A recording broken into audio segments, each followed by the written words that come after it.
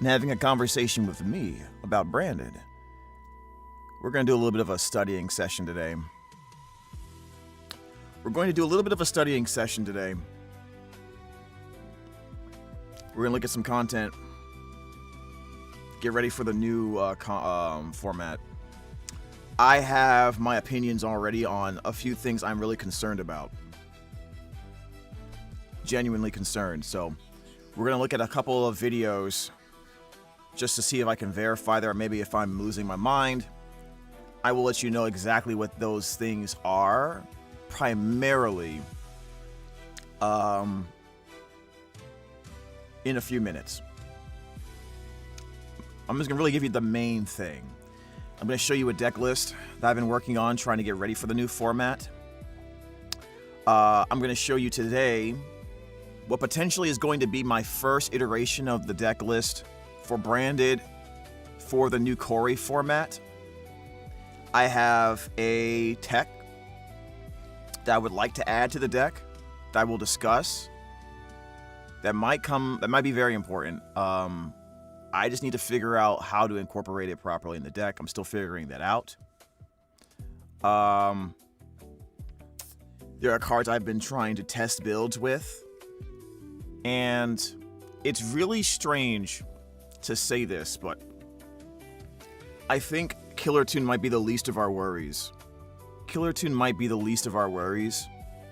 Which, in a sense, I felt that was going to happen because usually a top tier or a tier 0 deck really forces you to play specific things as a mandatory in order to really beat it, right? Typically from a non-engine standpoint, but Branded didn't really change that much and was still able to go toe-to-toe with it. So I felt like the videos, now looking back at it, I feel like a lot of the content in the videos regarding how powerful and tier 0 and Cool Tune is, while it's a strong deck, I felt like it was a little bit of a red herring for the things that are about to come. So I think this probably isn't going to be the definitive guide or anything that I'll be making content of. This is going to be more speculation. But if you are not ready for Burst Protocol, you're not going to have a good time. I'm just going to say that right now. You're not going to have a good time. People are sleeping still on the power of chess. People are sleeping on Blitzclick being a very annoying tier 2, tier 1.5 deck. That's going to really piss people off. And Chaos is probably the scariest deck out of all of them for sure, specifically for Branded, because of its unique ability to... it's one of the few decks I've ever seen that's able to completely invalidate Mirrorjade in many ways. It makes it really hard. It can make it really hard to invalidate the suite of removal that Branded has available to it. It has a good way of doing that. So we're going to talk about a lot of those cards today. And just in case you guys haven't, looked at it. But we're also going to look at videos online and see what other people are saying as well. And come to our own conclusion based off of the information available. You probably should have been doing this already. I'm a little bit late to the party, but because of work. But I will give you a little bit of an update. So if you guys don't know, we did get partnered by YouTube. So thank you so much. Really appreciate it. By the way, Carrot Patch, hello. How you doing? I'm all right today. I'm doing all right. That which means, our videos do get monetized now, which is, I guess it's neat. So if you, don't mind, just like the video and watch the videos if you don't mind. Especially the, I really would like to see if you guys like the reactions to deck lists. If you don't like them, then let me know, because I'll just maybe stop doing it. If it's not helpful at all.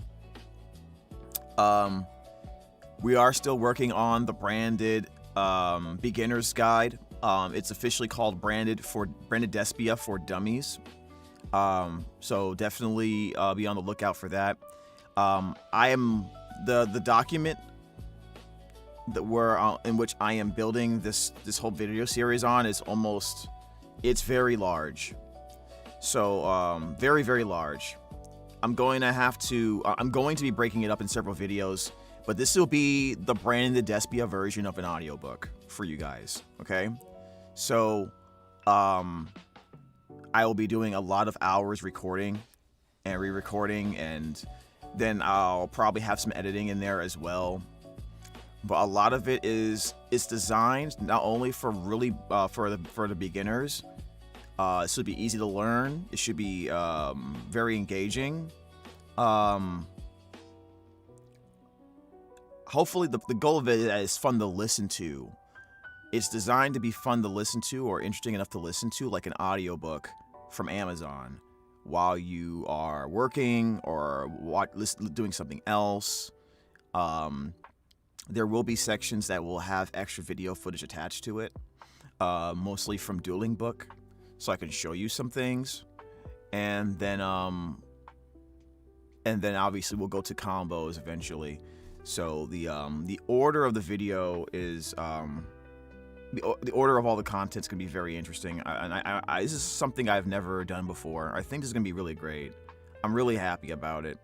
And the best part for you guys is that it's gonna be all free. So not to say that the guides that I'm seeing from the master guides that people are doing on Medify, this is more of a supplementary piece of content. Or honestly, the more I've been writing this and the more I've been working on this, it's becoming less of just a piece of content and more of like a branded curriculum, if I can say so myself. It feels like you're in dueling. You know in GX where you have they go to school for dueling. This feels like something you would get as a textbook in one of those schools right now. And honestly, it's an approach that I think is more unique than I expected. So I'm really, really happy for it. Hopefully you guys will enjoy it for what it is. It's going to be a lot of content. It's going to be a lot of talking. Right now I'm on the section where I'm talking about every single major card piece by piece, and each card is probably going to be its own video. By the looks of it, every card's going to be its own video. And then the combos will probably be the part where most people are going to want to go to. That's why I didn't want to do this as like a 40-hour one-piece guide, because the tendency is to and I've done this before for a lot of long videos. I'll watch a beginning of it for like maybe 30 minutes, and then I just like stop watching it. And then I thought about, okay, well, I'll just go through every video and bookmark it. But I was like, no, it's probably more beneficial for my channel and beneficial for people who want specific things to watch to just break it into videos. We left at a school for dueling years ago. Now we are asking for one. Dude, you're not wrong. I'm a MD only player, so I'm definitely not late to the party yet. Yeah, this will be valid for Master Duel as well. We're trying to make this an evergreen guide, but I slowed down a little bit only because I was concerned about maybe the Corey format, but I decided that it's better if I just not do that, and because and just continue what I'm already doing. And because I'm breaking this up into separate videos, I can add chapters to the branded curriculum, to the Branded for Dummies guide. So that'll be a whole playlist of videos. And what the goal is probably going to end up being is I'm going to release a few videos at a time at the very beginning, and then go all the way down. So that way you guys aren't waiting for too long. I really think you guys are going to love it. You're going to want to, while you're doing your homework or getting work done, you're going to want to listen to it. I put a lot of work into it, and it may need revisions before I finalize everything, but that takes a lot of work, honestly. I take like a few hours a day looking over the stuff, and we'll see what happens. We'll see what happens, man. I think it'll be very exciting. Okay, guys. Let's go ahead and start making some content here. Let's start talking about Branded, having a conversation about it. Let me turn this down a little bit. All right, I'm gonna show you my deck list, and then we're gonna start looking at videos together, okay? So let's do that. All right, let's do this. All right.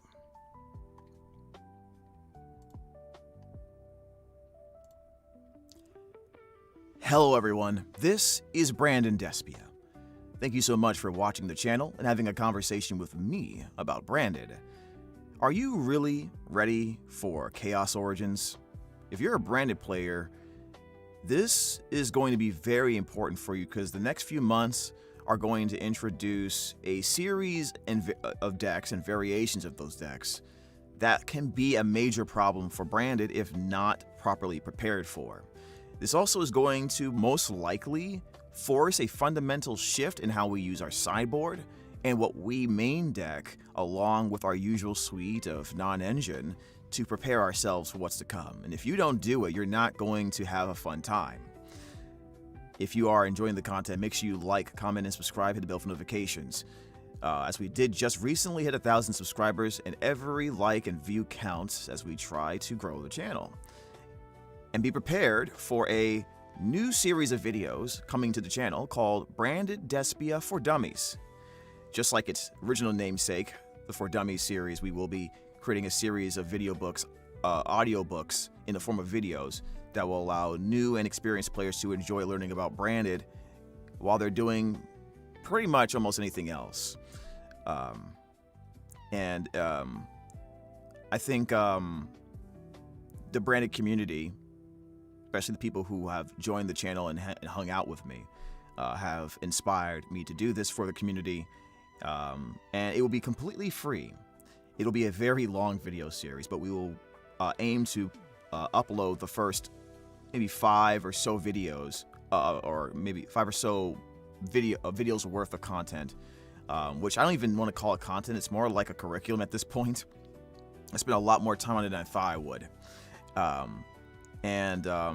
This, along with whatever supplementary information or guides you're getting from other places like Metafy, will probably be, you know, a great way to be able to play Branded and understand exactly how to not only play the deck, but also play with the right mindset, which, you know, is required for this deck. And we'll delve into that when the video series comes. I would like to aim for next week to at least post a few videos out to look forward to it. All right.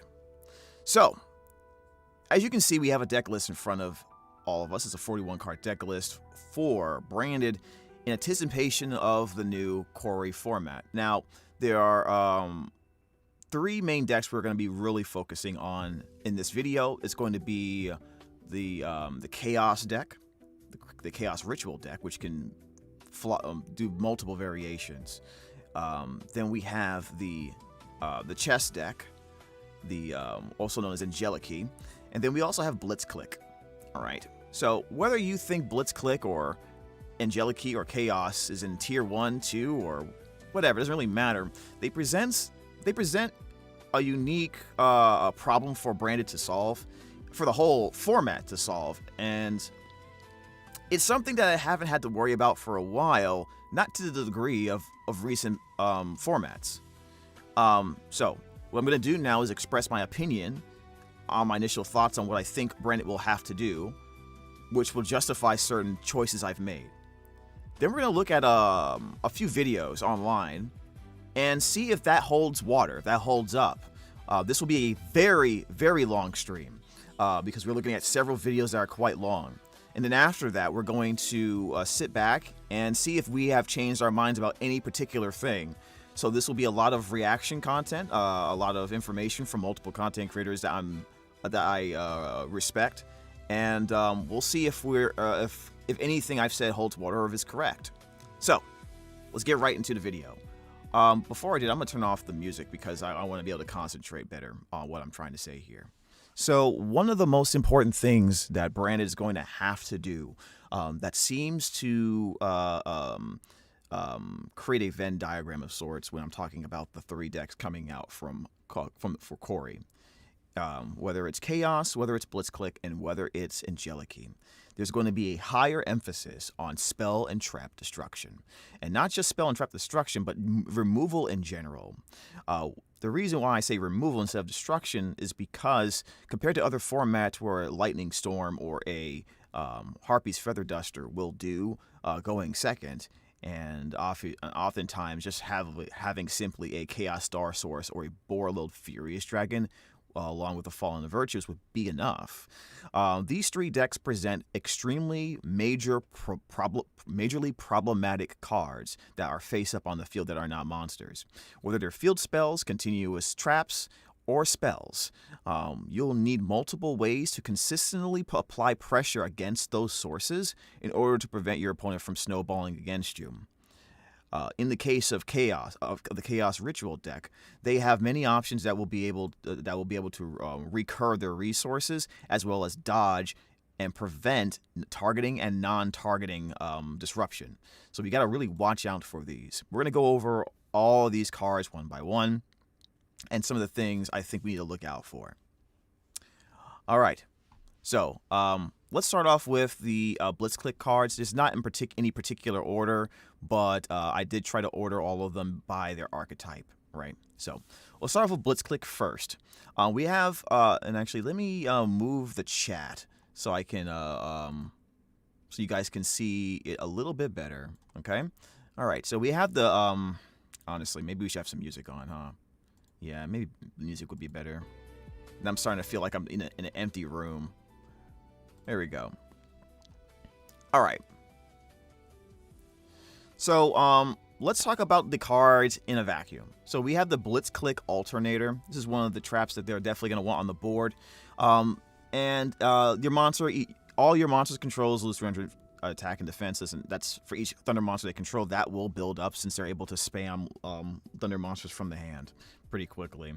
Now, you can shuffle one other Blitz card from your hand or face up on the field into the deck, and add a Thunder monster with a different name from the deck to your hand. So this is going to be the primary way they get Thunder King YuGiOh in many situations. And I'm all in caps for some reason. So this is going to be one of the major ways they get Thunder King YuGiOh, which prevents players from adding cards from their hand to their deck except by drawing them.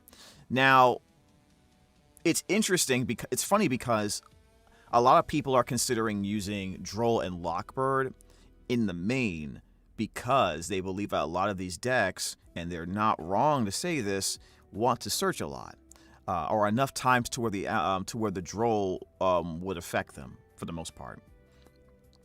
The problem with Droll and Lockbird in the main right now is that you still have to contend with Branded, and you still have to contend with Cooltoon. Now, Cooltoon didn't get necessarily buffed by any means with the new cards, but it's still a major threat in the game, and people are already anticipating it on their tier list to still be the top deck to play for, along with Branded. Now, this is dangerous because I actually think we're going to see Cooltoon drop because of these decks in particular, but with everyone focusing on Branded but specifically trying to deal with and siding certain cards in their extra deck or their side deck for Cooltoon, it's going to be really hard for them to find a way to have the balance to deal with Blitzclick as well as the Chaos and Angelici stuff, I think, for some decks. Branded's in a more unique position to where they naturally beat Cooltoon, so they can take their sideboard and actually shift it more towards dealing with this. So I think actually Branded's one of the best decks in this new format to play with, whether you're doing it pure or some type of variation, which I'm not sure which version would be the best way to play Branded yet. I suspect the Chaos variant will be the most easy to set up way to do so. However, it does prevent the use of certain cards along with the Chaos deck, and I think Harmonia is going to be one of the best cards to play with the Chaos deck for sure. But anyways, this trap is going to allow them to get Thunder King YuGiOh. So that's going to be really annoying for turn 1 plays. High Spirits is one of the best cards for Branded, and not being able to at least bait a hand trap with it to force interaction because they have a floodgate on you is really stupid. And they only need one in the deck. They just need you to like basically waste your interactions trying to get rid of it. When your opponent would special summon exactly one monster, you can send this face-up card to the graveyard as a cost and negate the special summon. And if you do destroy it, this is really good for them against your Fallen of the White Dragon. Right, it's really good against Fallen of the White Dragon. However, it doesn't stop the cost, so there is a little bit of a caveat there with that. But that's still really good for them to be able to deal with it without having to worry about using their Imperm, Veiler, or whatever on the effect as well. And still having a body on the board. Thing about the alternator is that it can also shuffle, I mean, besides adding the Thunder monster with different, basically adding Thunder King Ryo, you can shuffle a Blitzclick card from your hand or face up on the field into the deck. So they have a little bit of a recursive engine there. It replaces itself, and it is a cost. So I think this is a really good card to try to get rid of. If you do get rid of this card by general means, by destroying it, then they can banish this card and add a Blitzclick spell or their field spell, Kowloon, Citadel of the Sky. So similarly to Branded, their spells and traps can provide additional value on or off the field. And this is one of the things that makes Branded fundamentally difficult to fully stop. And Blitzclick has access to that in a fashion with the alternator. Okay. We also have the Blitzclick Breakaway. It allows you to activate one of multiple effects. You can place a Blitzclick continuous trap from your deck face up on your field. So it's another way to get something like the alternator or the return stroke. Return one Thunder monster you control to the hand, then target one card in the field, destroy it. This is a quick play, really good, and they're depending on certain builds, they might be able to have non-engine that synergizes with the fact that they have these quick play spells. I'm not sure yet, but there is a targeting effect that's interesting, and seems pretty good actually. Although they have to return a Thunder monster, so it helps them dodge interruption while also disrupting you back. And that's going to be a major theme for a lot of these decks, being able to either prevent you from targeting them or dodging very easily. So it's going to be a premium on non-targeting removal options in this format, and over targeting removal or disruption or negation. And that's despite the fact that Chaos has the ability to also screw with that as well. If a card is destroyed by your Blitzclick card's effect while this card's in the graveyard, you can add this card to your hand. So this can be on the same ilk in terms of how in terms of grind game that the Fallen and the Virtuous and the Drill Beam had before this, where they're able to activate, disrupt, and then have a method to get it back into their hand to have this continuous, slow, grindy pressure that will just whittle away at your resources. So now we have another deck to contend with that can do this. And this is going to be a problem for Branded because no other deck in the format beforehand, outside of potentially Dracotail, when it was stronger, could really contend with our grind game. And now we're introducing already a almost anti-meta type deck that also possesses elements of that grind game, so I'm a little worried about that.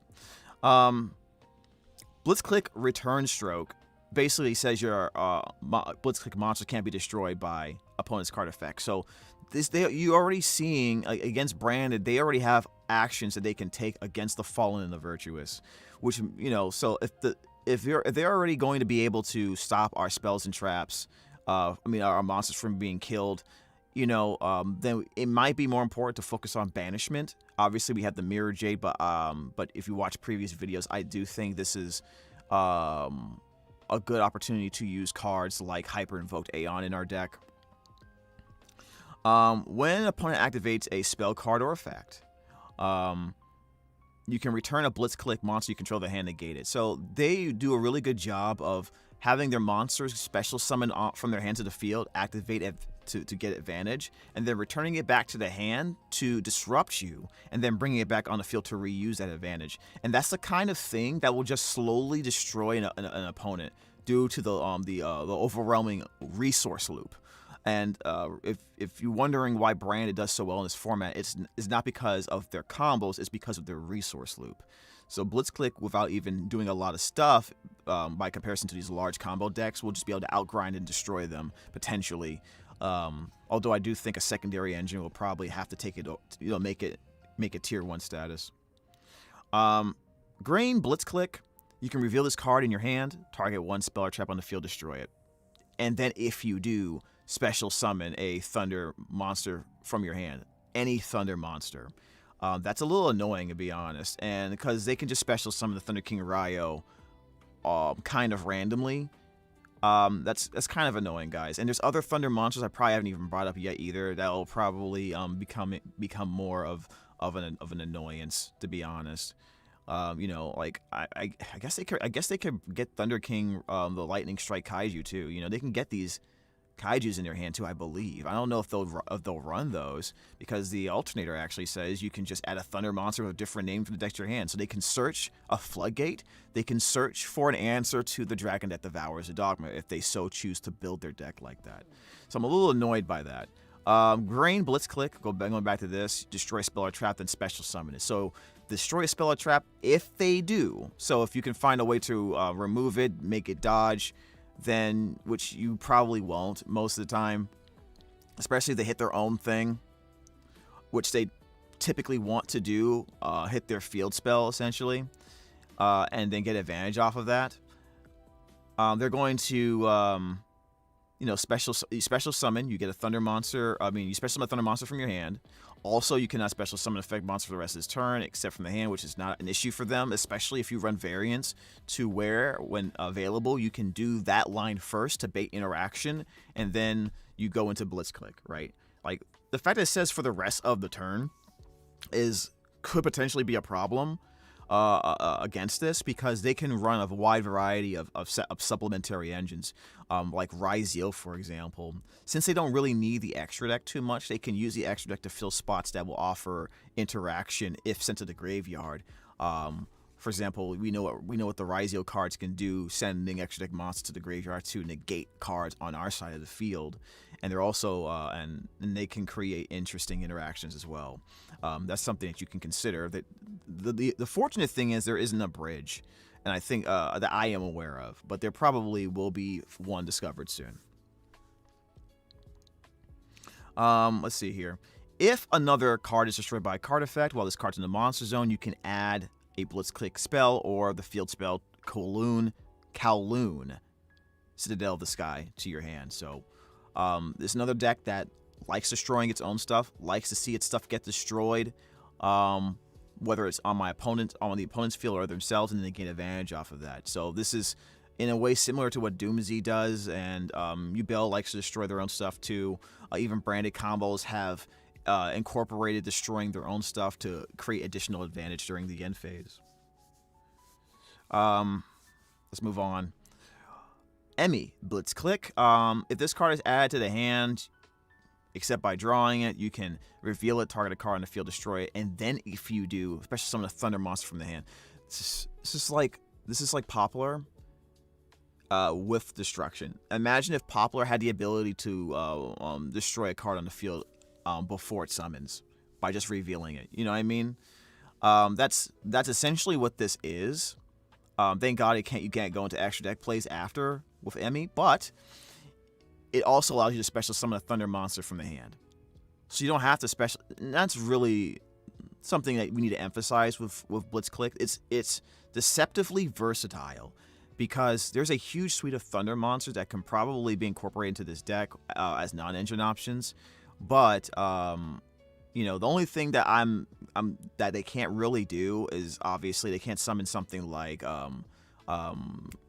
Colossus, right? They can't summon the Thunder Dragon Colossus, which is honestly, they might still be able to find a way to do that before activating their Blitzclick cards. So don't Don't hold your breath just yet. Anyways, if another card is destroyed by a card effect while this card's in the monster zone, you can add a Blitzclick trap from the deck to your hand. So the Blitzclick trap is annoying. I really want to emphasize that this card cannot resolve its effect on the field going first, because it's going to get Alternator, it's going to get YuGiOh, and it's going to lock you out of stuff. It's going to be annoying. I think you can't not let this resolve. Obviously, if it goes to the hand, it'll pop something, and that's really annoying because if they do this going first, you don't really have a response to this.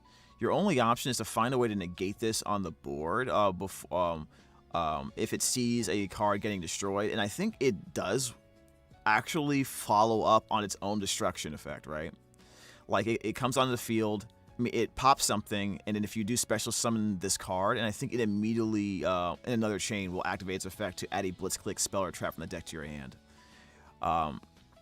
So yes, Draw will be a very good option against them, but if they go Emmy first, then you know, maybe they can still, maybe they won't even get the Alternator. Maybe they'll have to get their turn stroke instead if they see the Draw. They probably have lines around Draw a little bit. Let me see here. Where I'm at. Okay, there we are. All right, so then we have the Crack Blitzclick. I actually like his design the most. It's a character design. When your opponent activates a monster effect on the field, you can, during their turn. So if it's on your turn, the Crack Blitzclick at least won't activate. You can reveal this card in your hand, destroy that monster. Insane. If you do special summon one Thunder monster from your hand, also you cannot special summon effect monsters, blah, blah, blah. If another card or cards destroyed by a card effect while this card's in the monster zone, you can send one Blitzclick spell or trap from the deck to your hand, to your graveyard.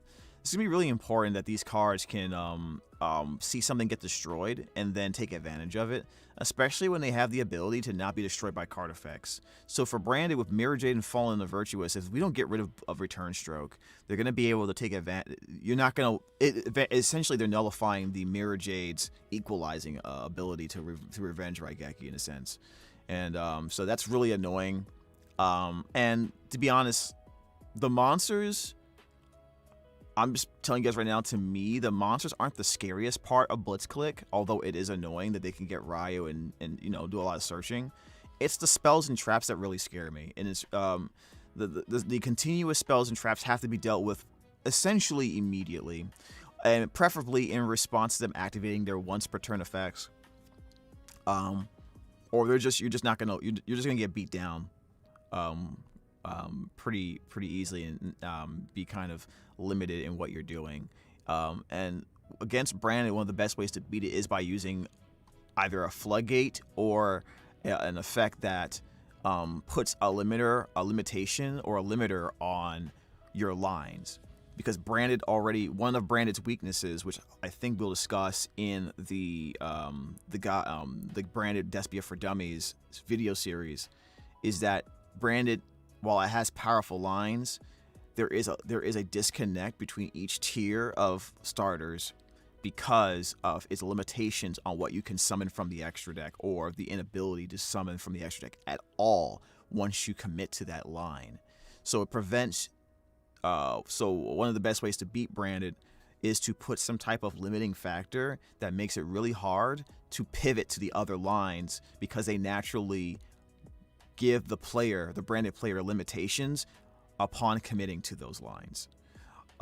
So if you guys don't know what I mean by that, is if I go the White Dragon line, I'm not going to be able to go the Branded Fusion line. If I go the Branded Fusion line, I can't go to the White Dragon lines that go into the Equation of Dark Dragon, into the Champions of Swordsoul, which is objectively the strongest line, but it means I don't have access to the Branded Fusion line.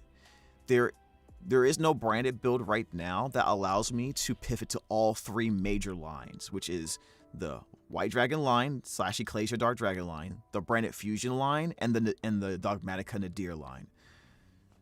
There is no deck that allows me to do all three, right? It's usually only two of the three.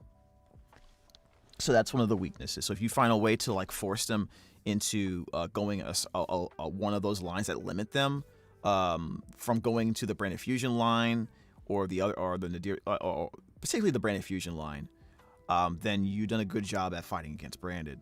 And this deck naturally can do that without you having to think, to be honest. Blitzclick, speed, a stepped ladder. Interesting. If this card is destroyed by your Blitzclick card's effect, so you know they want to destroy it, so maybe you destroying it in response to them trying to destroy it might be a way to counter them. 1 second.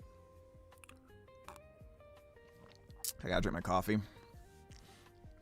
You can target a Thunder monster from your graveyard, add to the hand. During the main phase, you can special summon 1 Thunder monster from your hand and destroy this card. Why is this a thing? So they have a monster and a spell way to summon like really annoying Thunder monsters, and I haven't even looked at the full list of what potentially they could summon outside of Thunder King Ryo and perhaps like or add to their hand, besides like a Kaiju or a Thunder King Ryo. So, actually, real talk, I actually think Blitzclick is actually a really sneaky pick that's gonna do really, really well. Early on, I think people are going to be more or less stubborn on where it's placed and not give it like a tier 1 status because no one likes decks that kind of floodgate. And Kotton is objectively still really good, Brand's still really, really good, and people are more used to that format. So there's going to be a little bit of shift in the next few weeks where people are going, oh crap, these decks are super annoying, we have to focus on beating them. And that's going to create, that might unironically create a sort of balance in the game. To where you can't prepare for everything, so certain decks get to breathe a little bit more, instead of being targeted for 8 constantly with their extra decks. So like I expect a lot of decks to drop Sea Monster Theseus, for example, because they're just not going to have the room in their extra decks to deal with that, and then have options to deal with this nonsense. Branded in particular, I think is going to be the primary suspect of that. They don't even need Sea Monster anyway. It was just an extra security belt, a security extra layer of security to make sure they had the edge. Anyways, step ladder. If this card's destroyed by a Blitzclick card effect, you can add a Thunder monster in your graveyard to your hand, so they can reuse their Ryo, they can reuse their other utility Thunder monsters. So that's gonna be really, really interesting. Is there a really good Thunder type hand trap you guys know about? Let me know. During the main phase, you can special summon 1 Thunder monster from your hand, then destroy this card. So what the hell is that? Because you can basically special summon the monster you brought back from the graveyard in the previous turn, or maybe you discarded it for something, and then you special summon that monster, which probably will end up being a floodgate, like a Ryo. And then you destroy the card, so when it's destroyed by its own effect, you can add a target Thunder monster you could add to your hand, most likely, unless I'm reading it wrong. If a card is destroyed by your Blitzclick's card effect while this card is in your graveyard, you can add this card to your hand. So as you can see already, there's going to be a big problem with dealing with this in terms of the grind game for a lot of decks. Branded has a shot to compete with it because it already is known for having a great resource loop and a great grind game. But a lot of decks, if they're not specifically preparing their non-engine to slow this down, they're just going to lose automatically because they're just not going to be able to survive. They're not going to be able to survive. Like I think for a lot of decks, their best option from a sideboard or a non-engine standpoint, they're going to have to go double Droll and probably 3 Mistaken Arrest, which some people were doing already. That's probably something we're going to have to do as well, although Branded can possibly get away with not running Mistaken Arrest at 3, but that's a risk that may not be worth taking right now. We might have to do that. And we might have to, if we run Bystials or some way of banishing from the graveyard, I think we should really only reserve it for taking care of the Ryo. We just don't want them having access to. Once it goes to the graveyard, we need to banish this shit and not let them ever have access to it again, because they're just gonna put it back in our hand.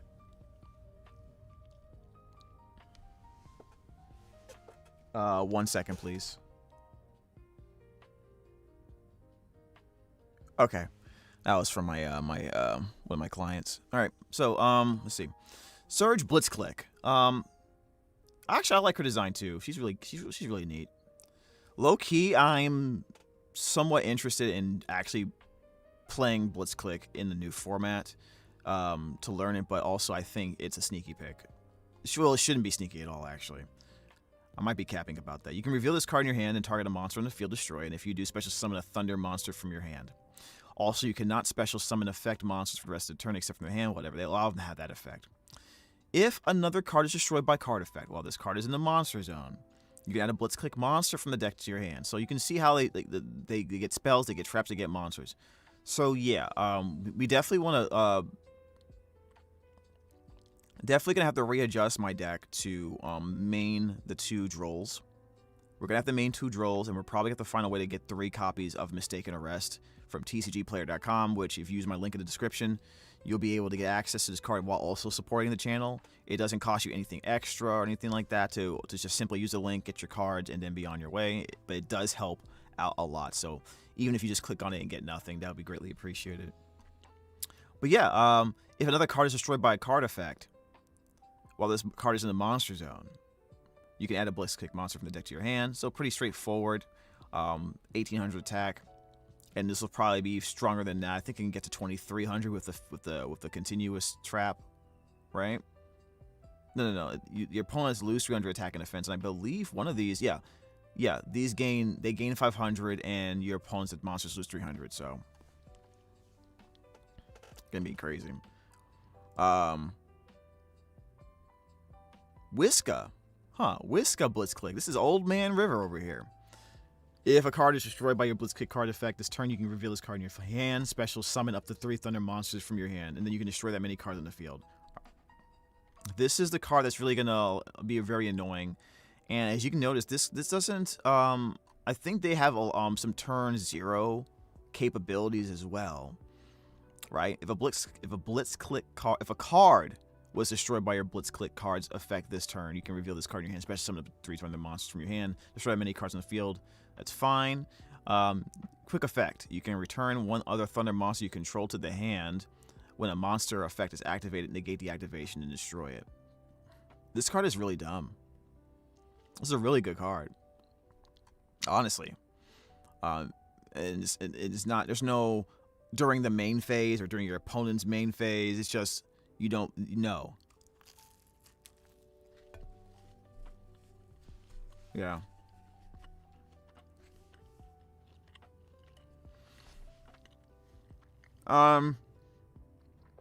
You think Konami might ban YuGiOh before release? I somehow doubt that. They probably should. Even without it, Blitzclick's gonna be really good. But they really should. Maybe they should ban it. Maybe you have a point. Yeah, this is gonna be a very interesting deck. Here's a field spell here. Kowloon, Citadel of the Sky. It lowers your opponent's. I mean, it increases your monsters that were special summon or normal summon from the hand by 500 attack and defense.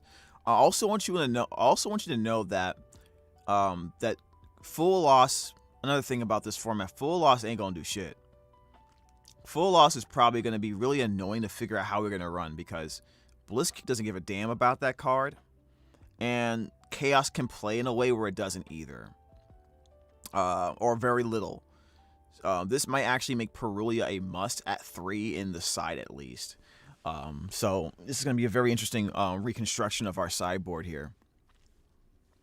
But during your main phase, you can special summon 1 Mech Beast token to your opponent's field, and if you do, add 1 Blitzclick monster from your deck to your hand. And this is all going to be at max at 3, so this is going to be a really hard card to try to like pop and get rid of. But you definitely want to try to destroy it when it activates its effect, so at least it doesn't resolve. During your main phase, yeah, we did that already. Okay. If a card is destroyed by your Blitzclick card's effect while this card is in your graveyard, except during the damage step, you can add this card to your hand. So let's look at this. Let's say, for example, they bring out the Kowloon, right? And I want to destroy it with like a Ghost Ogre or something. Right? So I use my monster effect. I try to pop it in response to their Citadel, right? So let me see here. I thought they had one here. Looking for it. Okay, if your opponent activates So this one is your opponent activates a monster effect on the field. You can reveal it, destroy the monster, and if you do, okay. So there's nothing about activating a monster from the hand or popping a card on the field immediately. Yeah. So the effects where they reveal at least are not quick effects. So that helps out a lot. So that gives you an opportunity to pop the Kowloon with the I want to double check that real quick. Let's see. Yeah. So what they would do is really easy. What they would do before they play the field spell, they just make sure they have a monster on the hand, search for breakaway, and then they go get the Citadel. Or if they have breakaway already, they can use Citadel. They can protect the Citadel if I try to pop it or get rid of it with a banishment effect or a destruction effect of my own, thinking that it's going to help out, then they can respond with breakaway or the Fallen and the Virtuous. By the way, guys, Fallen and Virtuous is going to be everywhere. It's already everywhere. Blitzkrieg's definitely going to run it because they can pop their own stuff and get some advantage off of it in certain situations. It's just a great engine to use in particular. So definitely make sure you pay attention to that. Another thing that I think I just thought of an idea, like a lot of things that people can do with the White Dragon engine. It's going into Fallen of the White Dragon, getting your Ecclesia, and going to level 8 Synchro. I think you maybe might want to consider. Actually, I'll talk about it I'll talk about it when we get to our deck. I'll talk about it at that point because I think it actually might be relevant in the new format. All right, so that's the Blitzkrieg cards. Let's talk about some of the Chaos cards here. We have the Mind Shuffle is going to be the biggest one. The biggest card is going to be Mind Shuffle for sure. During either player's turn, you can add a monster that mentions Light or Darkness from the deck to your hand, then discard a card. So very much a card, you know, a lot of people are talking about Droll. A lot of people are talking about Mistaken Arrest for this reason. When your opponent activates a card or effect, you can return a level 7 or higher monster you control the hand and special summon a monster with a different name from the hand that mentions Light and Darkness. Ritual of Light and Darkness while ignoring the summoning conditions. So the problem with this card, this is going to be a really broken loop that does exist right now with Mind Shuffle. And it's a combination of Mind Shuffle and Phaedral's Harmonia. Harmonia is level 7 monster, so it fits the conditions of bouncing it back to the hand to special summon one of your ritual monsters, which would be Black Chaos or the or BLS. And so they have effects on summon, I believe. They banish, I believe, when if this card special summon, you can target a card your opponent controls, banish it. So there's a loop where they can banish with these cards and then return them to the hand for another banish, or they can use Harmonia, destroy something on the field in response to what you're doing, and then bounce it back to bring out Black Chaos or the BLS, banish another card, and then they just replay the loop over and over again. And that's going to be effing annoying. Just so you guys are aware. I don't know why I did that. So we're not going to have fun if we let that pop off. Okay? Let me go back and go to the deck list here. All right. So, yeah, Mind Shuffle is going to be the crux of what this deck wants to do. You cannot let this stay on the board. Now, if I pop it with the Fallen Virtuous, is it gone forever? Let's see. I don't see anything in the card that says they can return to the hand, but I believe there are cards that will allow them to reuse this over and over again from the graveyard. So let's see what happens here. We're going to go to the Skull Archfiend of Chaos.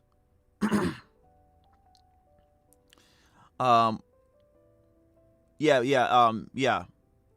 Mind Shuffle is generic, yeah. Skull Archfiend of Chaos. If this card's in your hand or graveyard, you can target 3 cards, other cards in the graveyards and or banishment. Placement of bomb the deck in any order if you do special summon this card. Notice how this doesn't say 3 cards in your graveyard. This is very threatening to Branded because obviously we want our graveyard as an additional resource, and if one of our win conditions is the Dragon that Devours a Dogma presenting as a towers with Ecclesia in the field or graveyard, they have a way from the graveyard to remove our fusion monsters remove our Ecclesia monsters, so we can't. So our Dogma becomes vulnerable, and get a free 2,500 body. This is a really, really good card. As long as one of the cards mentions the Ritual of Light and Darkness. And if this card is sent to the graveyard, you can send a ritual spell from your hand or deck to the graveyard to add a ritual monster mentioned on that card from the deck to your hand. Guys, do you guys know any really good ritual monsters, or do you guys know any good cards that might work with this? Does anyone have any idea whatsoever? Huh? Ritual monster mentioned on that card? Interesting. I'm just gonna think of one. Let me think. Oh, yeah. Great. Yeah, this is annoying. Very annoying. All right. So this is gonna be really bad. This will be the best version of Mitsurugi in a long time, and they haven't even gotten their full support yet. If you're a Mitsurugi player, you're doing backflips.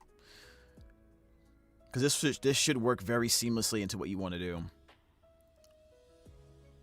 So, I can set up Archfiend of Chaos. You can actually do a branded Mitsurugi Chaos variant, where you can make something like Grand Guignol if you need access to Skull Archfiend of Chaos in the graveyard, and dump this from the deck to the graveyard, and essentially bridge into Mitsurugi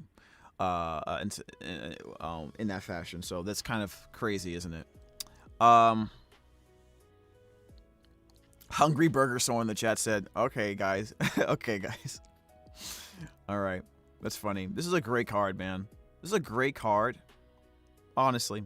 Now, here's the main ritual monster, Ritual of Light and Darkness, okay? So this will be used to ritual summon the Black Chaos, or BLS, Soldier of Light and Darkness, right? So you must also tribute monsters from your hand or field, and or banish monsters from your graveyard. You have got to be kidding me. So this is really insane. There's some really good spell cards coming out for these decks that I just want to be able to stop and negate potentially. The problem is Brand doesn't really normally offer negates for spells, except for Retribution. But for the ones that don't special summon,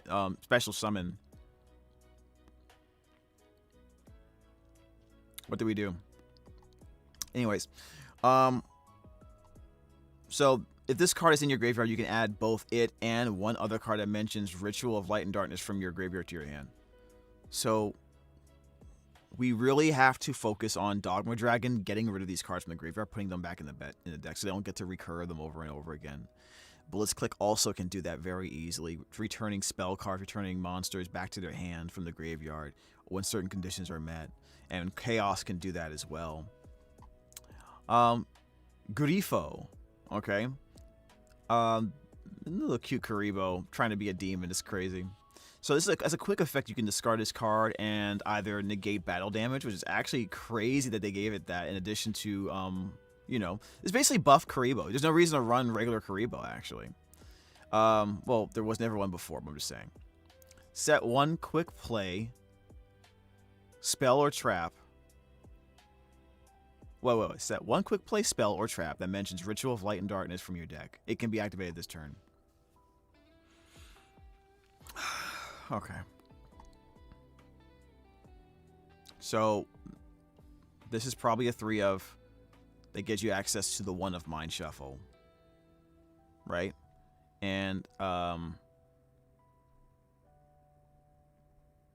that's already really good. For the ritual summon of exactly 1 level 8 ritual monster with a card effect that requires the use of monsters, this can be used as the entire tribute. So this is a very versatile card.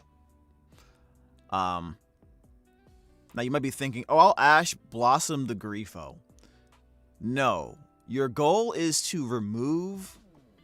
Your best bet to play against Chaos is you're going to want them to get the Mind Shuffle on the board, and then on the activation of their effect, you get rid of it. That way they don't find another way of getting it and then playing it again, okay? So either I'm banishing this upon activation of their effect somehow, or I'm using something like Ghost Ogre or some other ability to get rid of it as soon as possible. Right? If you Ash Blossom this, if you Ash Blossom Garifo, you probably fell into a trap, unfortunately. You might not have a choice though. Chaos the Dark Chaos Magician. Very odd. I love the card art. It's one of my favorite cards from the Yu-Gi-Oh anime series, and they buffed it, which I really like. And I also kind of want to play Chaos because of this card. It's unaffected by your opponent's activated effects unless they target. My guy, this is a anti-Mirrorjade card. So if I bring this out against an opposing Branded player on while their Mirrorjade's out, I can bring this out and banish their Mirrorjade. Because if this card is special summoned once per turn, if this card is special summoned, I can well, hold on a second. It can add a spell from the graveyard to my hand. So it has recursion. Guys, it's generic, okay? So like these decks also run the Fallen and the Virtuous. Just so you're clear. They should probably also run the Fallen and Virtuous. They should also run the Mitsurugi cards. They can do that, put the cards back in their hand. The resource engines of these decks are going to be so absurd. It's going to invalidate a lot of decks just off of grind game alone, I think. You can add one spell card from the graveyard to your hand. You can target one card your opponent controls, banish it. Imagine using Triple Tactics Talent and then using Chaos the Dark, the Chaos Magician to put it back in your hand to use it on a later turn. Okay? Not cool. Target a card my opponent controls, banish it face down. Not even a monster, just target a card. Now it does target, which is good. That means we can dodge it. But that means our Fallen Virtuous or Cartesia may have to be used earlier than expected. So all about if you can force interactions at a weird timing or when they don't normally want to do it, that's still a win to me. This is a very powerful card. Very, very powerful card.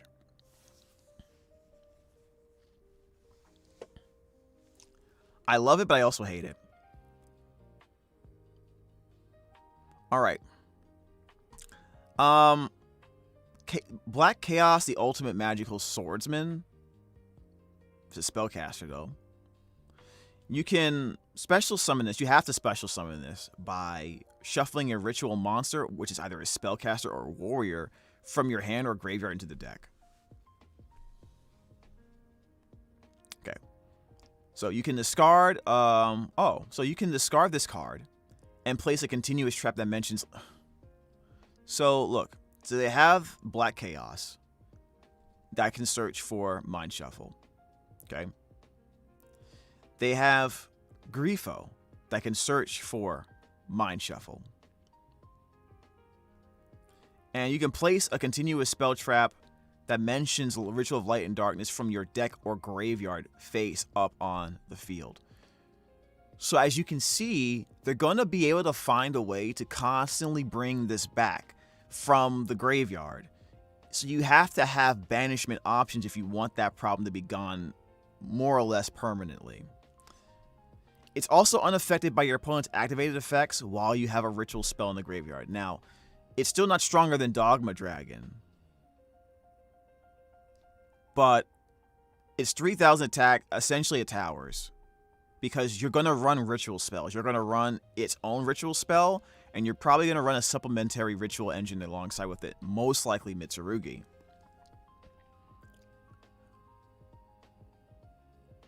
So you can discard this card and probably put it back in your hand. I would not be surprised if that was the case. Once per turn, you can banish 2 cards your opponent controls. Banish 2 cards? I don't see it saying targeting. So that's going to be an issue. That's crazy. It's going to be a really good deck. It's going to be really, really good. Blackluster Soldier of Light and Darkness cannot be destroyed by battle. So we have to kill with like spells and traps, right? Can we target it at least? Unaffected by your opponent's activated effects unless they target. So we have to use a Fallen and Virtuous or something like that if you're branded. If this card is special summoned, you can target one card your opponent controls and banish it. When this card destroys a monster by battle, it becomes 4,500 essentially, and it can attack again. That's really dumb. So this deck, Chaos, if you're not reading this, if you're not understanding this, is naturally good against Branded. It can avoid non-targeting effects. It has recursion and grind games similar to Branded. It can incorporate Branded and Mitsurugi if it wants to add even more layers to what it wants to do, which is really crazy because of its synergy with spellcasters, darks, and lights. And if you do have a way of targeting it, they have Chaos Hats, which they can easily search for. When your opponent activates a monster effect or a normal spell or trap card, you can choose 3 spell traps with different names from each other from your deck, and 1 monster in your main monster zone that mentions Ritual Light and Darkness. Special summon the chosen spells or traps in face down defense position. As normal monsters are level 8, that means they can be used for the tribute of the Ritual of Light and Darkness. Their names become Chaos Hats. They also are considered of normal monsters too. Face down defense position is normal monsters. Their names become face down even while face down. Set the chosen monster, shuffle them on the field. Your opponent's activated effect becomes destroy one face down defense position monster your opponent controls. Now it's 3 different names. Now, one card in particular that's really, really scary in this scenario, I'm going to show it to you. It's Waking the Dragon. They may run this.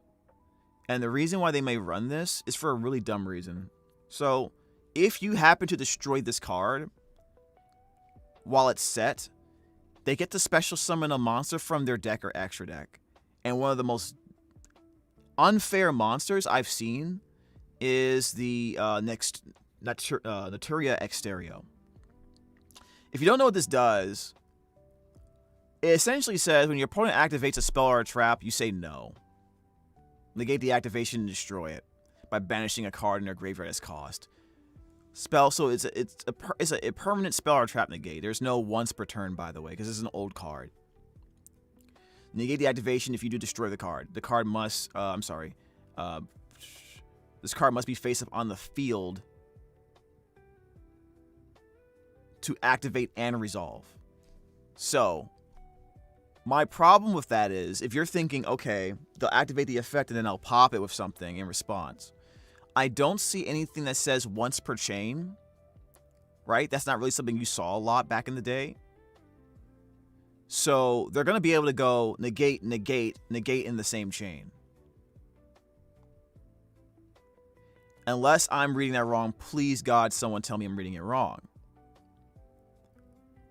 So if they go Chaos Hats and you hit Waking the Dragon, you've royally screwed yourself. That's gonna be the scariest interaction off of Chaos Hats I can think of right now. Okay. Next card we have is Mystical Celtic Sage. If you summon this card, you can activate these effects. You can only special summon from the extra deck once for the rest of this turn after you do this. Also reveal your entire hand. And if there is a card that mentions Ritual of Light and Darkness in it, you draw 3 cards, then discard 2 cards. So they have a walking graceful charity just for the deck. Are you kidding me? I saw this card and I lost my mind.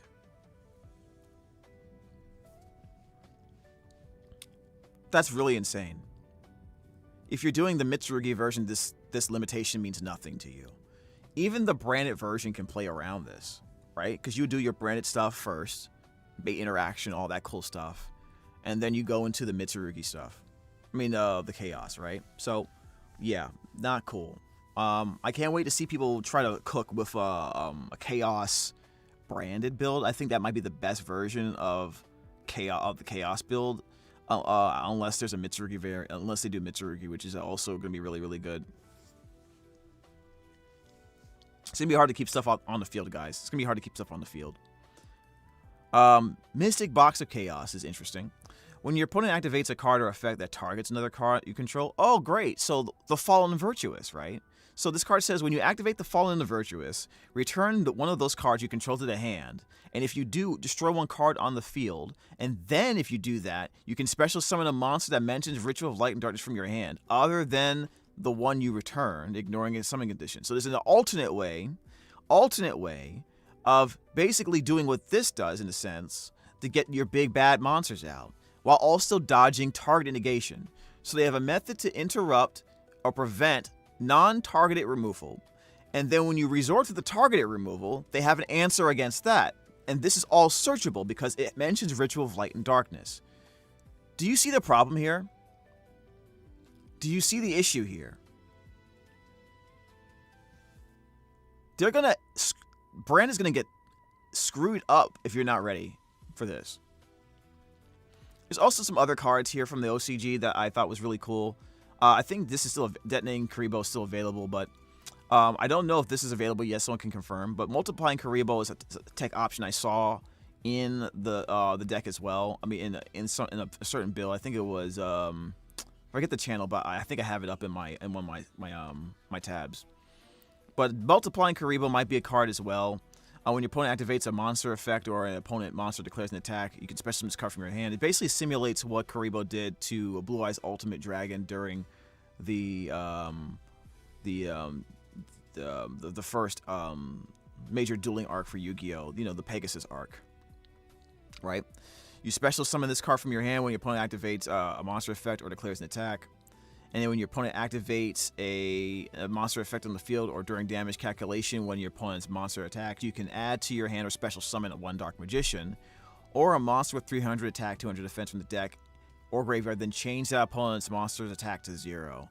So it basically simulates what, you know, what Yugi did with the Wall of the Karibos, which was super funny when I first saw it. It's going to go summon this card, right? Detonating Karibo. If a Karibo monster is on the field, you can special summon this card from your hand. When your opponent activates a monster effect on the field, you can equip this card you control to that opponent's monster as an equip spell with the following effect. The equipped monster's effects are negated. Right? So if they activate a monster effect, you can basically just negate it entirely. And with the other Karibo, they can make the attack 0. And if I'm reading this right, it's not until the end of the turn. The monster's attack is permanently 0. Fajral's Harmonia is here because I brought it up before as a great way to synergize with the Mind Shuffle mechanic. Mind Shuffle allows you, once again, to return a level 7 or higher monster to your hand and then bring out one of your big bad Chaos Ritual monsters. It says level 7, not level 8, which is really weird it says that, because now Harmonia can essentially double up and triple up on its effect. It's going to be a recurring form of interruption for them, and that's the kind of interruption that really defines a format. Alright? Like, it's like looping Mirrorjade, but in a sense easier. So I'm going to be able to use Harmonia on Harmonia. By the way, this is turn 0. Grifo can discard itself to set Mind Shuffle on my opponent's turn 0. Okay? Then when my opponent activates a monster effect, I can use the effect of Harmonia to special summon it onto the field and interrupt them again. Then I can use Mind Shuffle to return that Harmonia back to my hand to special summon from my hand, you know, the Black Chaos, the Dark Chaos Magician, one of those guys.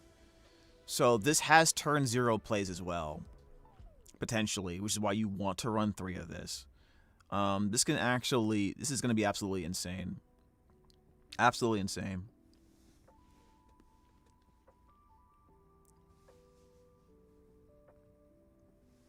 It looks like you can sort of play around the banish too by reducing the number of cards you have to 1 before it resolves. What are you talking about? Brandon Despia, how do we play against Mixuzia Gordion? Because if Hyper Invoked Aeon is basically Cashier Unicorn on steroids. It's going to be really difficult. You're going to have to remove it on activation. You're going to have to remove the Mixuzia before resolution because it needs to be on the field on resolution to fuse into it. diffuse into hyper invoked Aeon.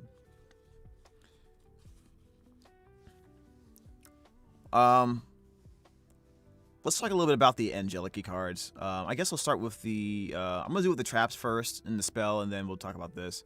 And you can see, as you can see here, I think this one is gonna be annoying too. Angelic Disturbance. I believe that is the card that they probably just want to discard. Let me just double check here. Give control of one Angelic monster you control to your opponent. Then if your opponent controls a face-up card or cards in its adjacent spell or trap card zones. Wait, adjacent monster zones. Or spell trap zones, their effects are negated. Adjacent. Whoa, whoa, whoa, whoa. You give them one of your Angelic cards. And then anything, if they control a face-up card adjacent to it, in any of the adjacent zones, all of their effects are negated permanently. That's crazy. And it says give control of one Angelic monster you control to your opponent. So if they have multiple monsters, you have to pop both of them or all of them, or you'll still get screwed. Absolutely scary. And this is a good example of a card that forces interactions that are inefficient. Because if this happens to me and my opponent has two Angelic monsters to give to me, then I have to be like, okay, I have to pop both now, or I'm in trouble. And they can't be targeting because I think they have effects to prevent that too. Let me just go ahead and I'll have to double check that. But you can banish this card from your graveyard. Add one Angelic spell or trap from the deck to your hand. You can only use each effect of Angelic Disturbance once per turn. So they can use this on-field effect and then banish it to replace itself, essentially. Which is a sign of a really great trap. Angelic opening to E4. Oh my god, this card. If your opponent goes first, you can also activate this card from your hand during the standby phase of your first turn. So is this a 3-of? Place, not search. Place. So it's not, you can't ash this. You can't droll this. Place one Angelic field spell from your hand, deck, or graveyard face up on the field. And if you do, special summon one level 2 or 7 Angelic monster from your extra deck to the extra monster zone. And if you do that, place one Angelic monster from your extra deck in your spell or trap card zone, as a face-up continuous spell. Until the next turn after this card resolves, you cannot special summon from the extra deck except for synchro monsters. Gee, what a great limitation that has. So so now you're seeing here the all three of these decks have turn 0 capabilities, which means they're great going second. They're good enough going second that that this can be a problem. It's one of the cool things about it, but it's also one of the scariest things about it, especially Angelic, because they like the floodgate, I think, or like, you'll see what I mean. Anyways, Angelic problem. Once per turn, you can discard one spell or trap. So basically the disturbance, right? Special summon one level 2 Angelic monster from your extra deck. And if you do, place one Angelic monster from your extra deck into your spell or trap card zone as a continuous spell. If a face-up Angelic monster you control is destroyed by battle or card effect, you can return one Angelic monster card you own from your spell or trap card zone to the extra deck. Then you can special summon it.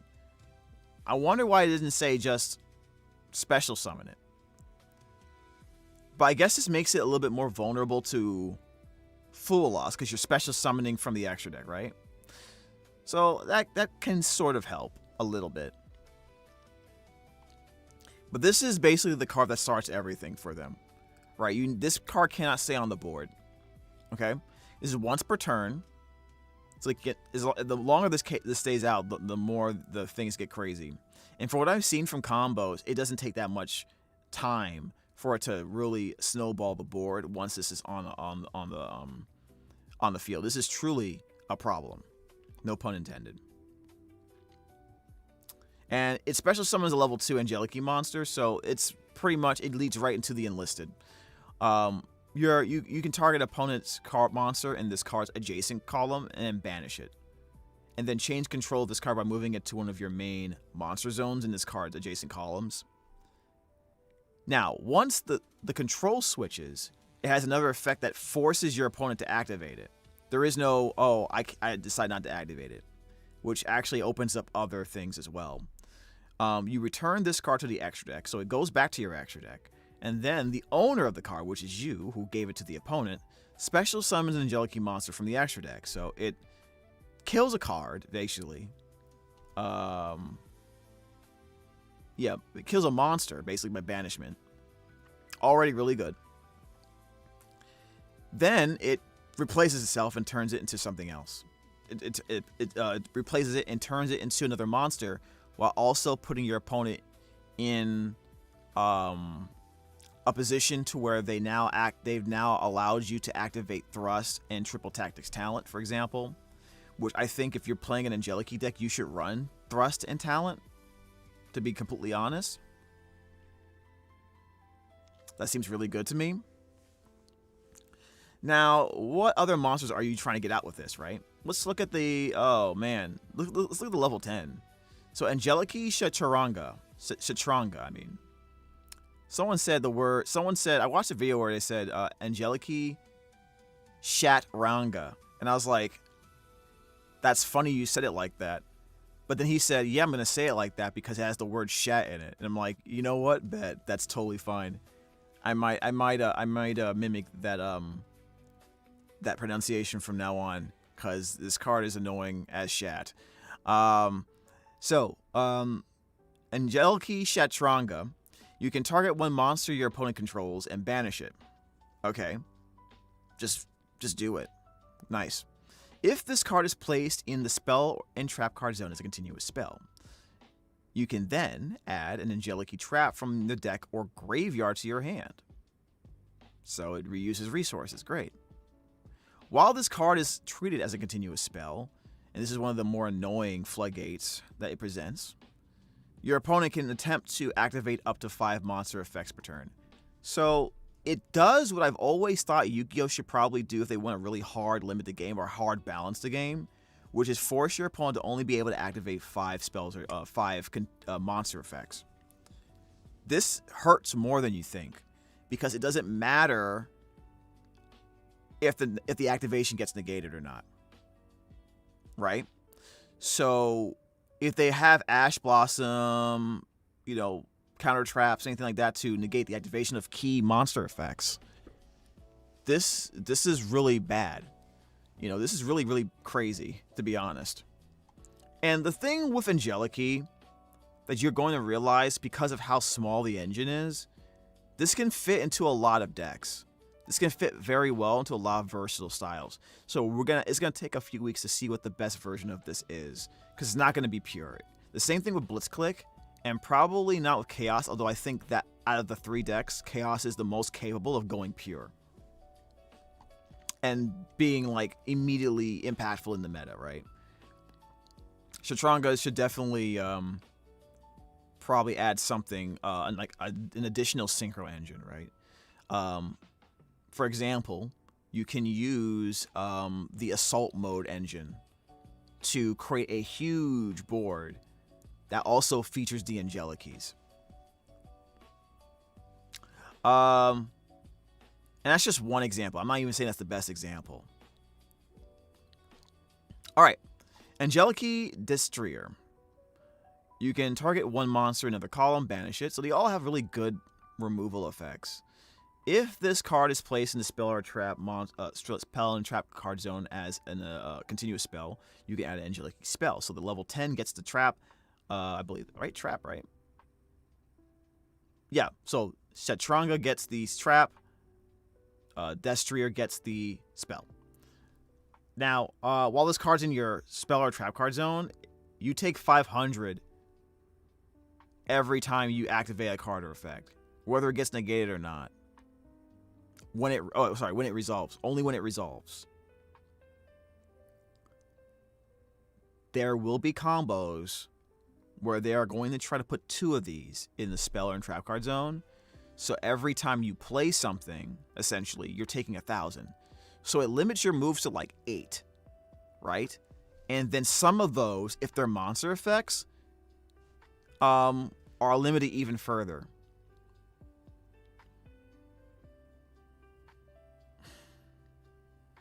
Guys, this is not okay. It's not okay. All right? And they can run other things as well if they want to floodgate you. This isn't okay. Angelic Bastion, level 8 monster. You can target one other card in this card's column, banish it. So, although I think the other ones were all like an L shape, right? Kind of, they're kind of mimicking how you move in chess. This one is just straightforward. If this card is placed in a spell or trap card zone as a continuous spell, you can place Angelic Shattranga from your extra deck to your spell trap card zone as a continuous spell. And I think there are other engines that can take advantage of the continuous spell nature of these cards as well if they want to be fancy. But typically, you want to keep these on the board. If this is a continuous spell, all other Angelic cards on the field cannot be destroyed by opponent's card effects. You can target them, but they can't be destroyed.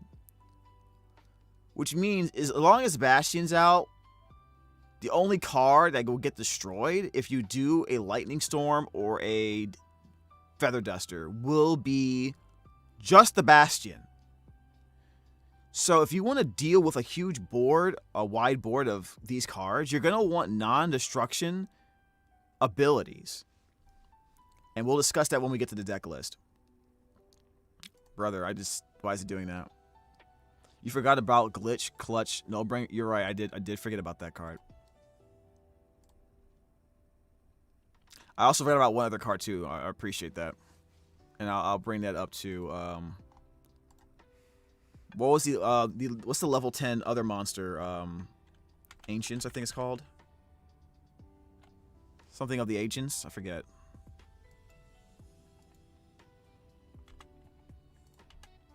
No, what was it called, guys?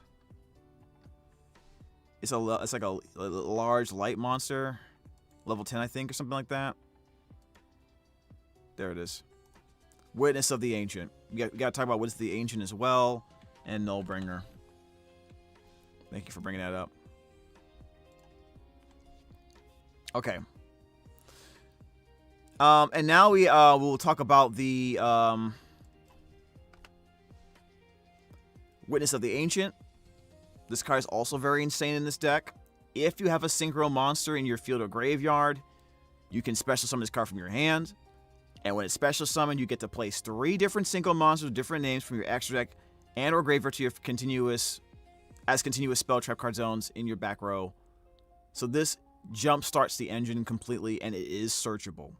Okay? And this is something that the Fallen of the White Dragon engine is going to be known for in Angelic, because they're going to be able to instantly make a level 8 synchro, and then they're going to go into another level 8 synchro, which would be the Glitch Clutch Null Gainer.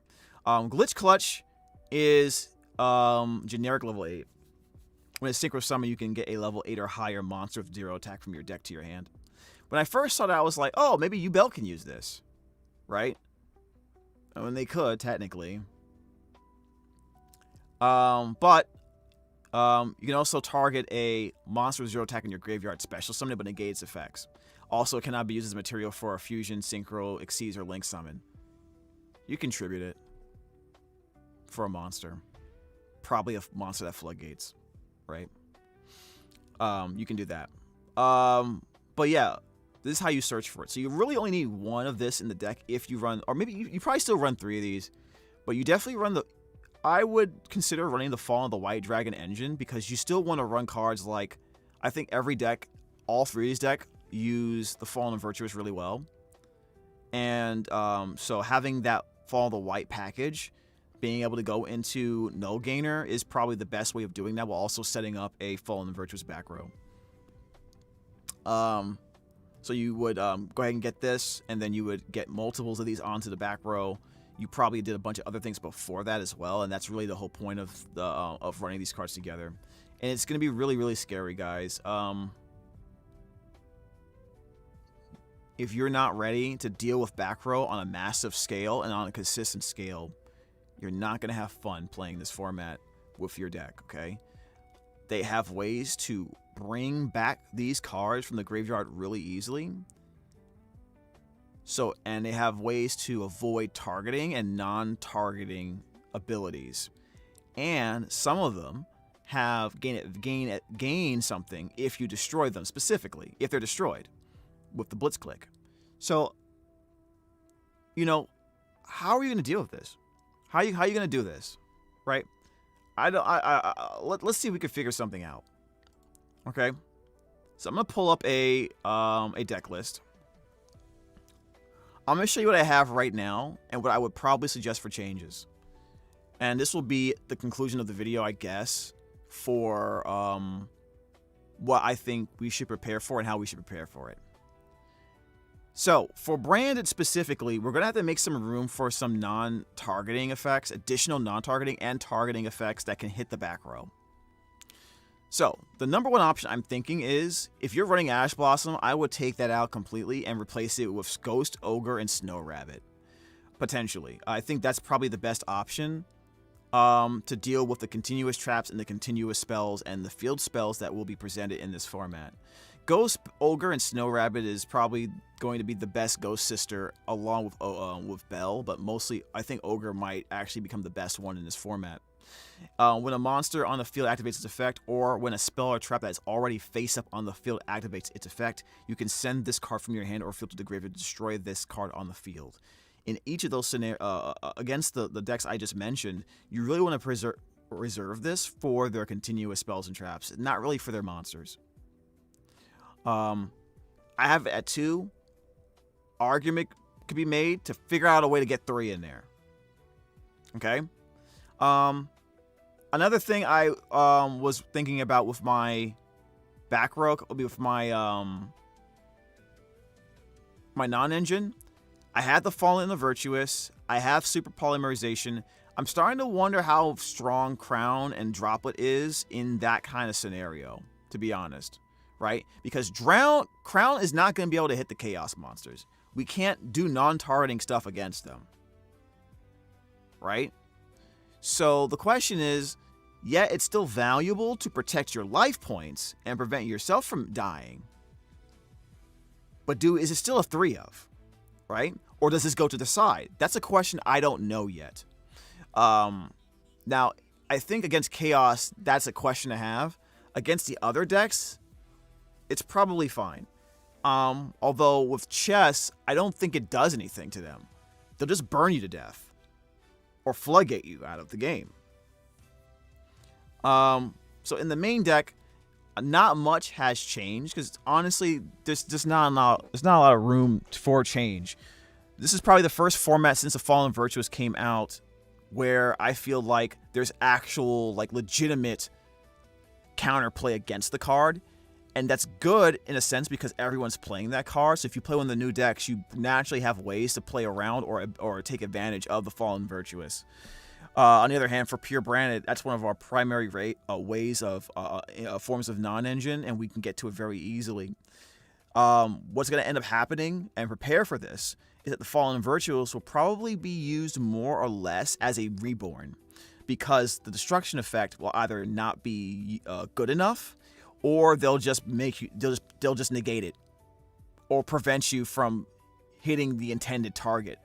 As you can see with Chaos, for example, and with Blitzclick, they have ways to just dodge and then destroy one of your own cards at the same time. So prepare to be more used to using the Fallen Virtuous for its reborn effect. And in order for that to be valuable, you have to set up your lines so that there's a really good card in the graveyard to take advantage of with the Fallen and the Virtuous, okay? Right? And your best target is probably going to be Mirrorjade spamming or Borlo Furious Dragon, right? Potentially. Or the Dragon Devours the Dogma to, continuously screw with their graveyard. Because I do believe Dogma becomes more important in this format. All 3 of those decks really love using their graveyard for recursion and grind game, and we need to cut that off as soon as possible. So spamming Dogma's effect and just interfering with their cards in the graveyard is going to be a very important part of all of those matchups. Okay. In this build, like I said, you don't see much difference here. in this version of it. But I think there may be value in using Pot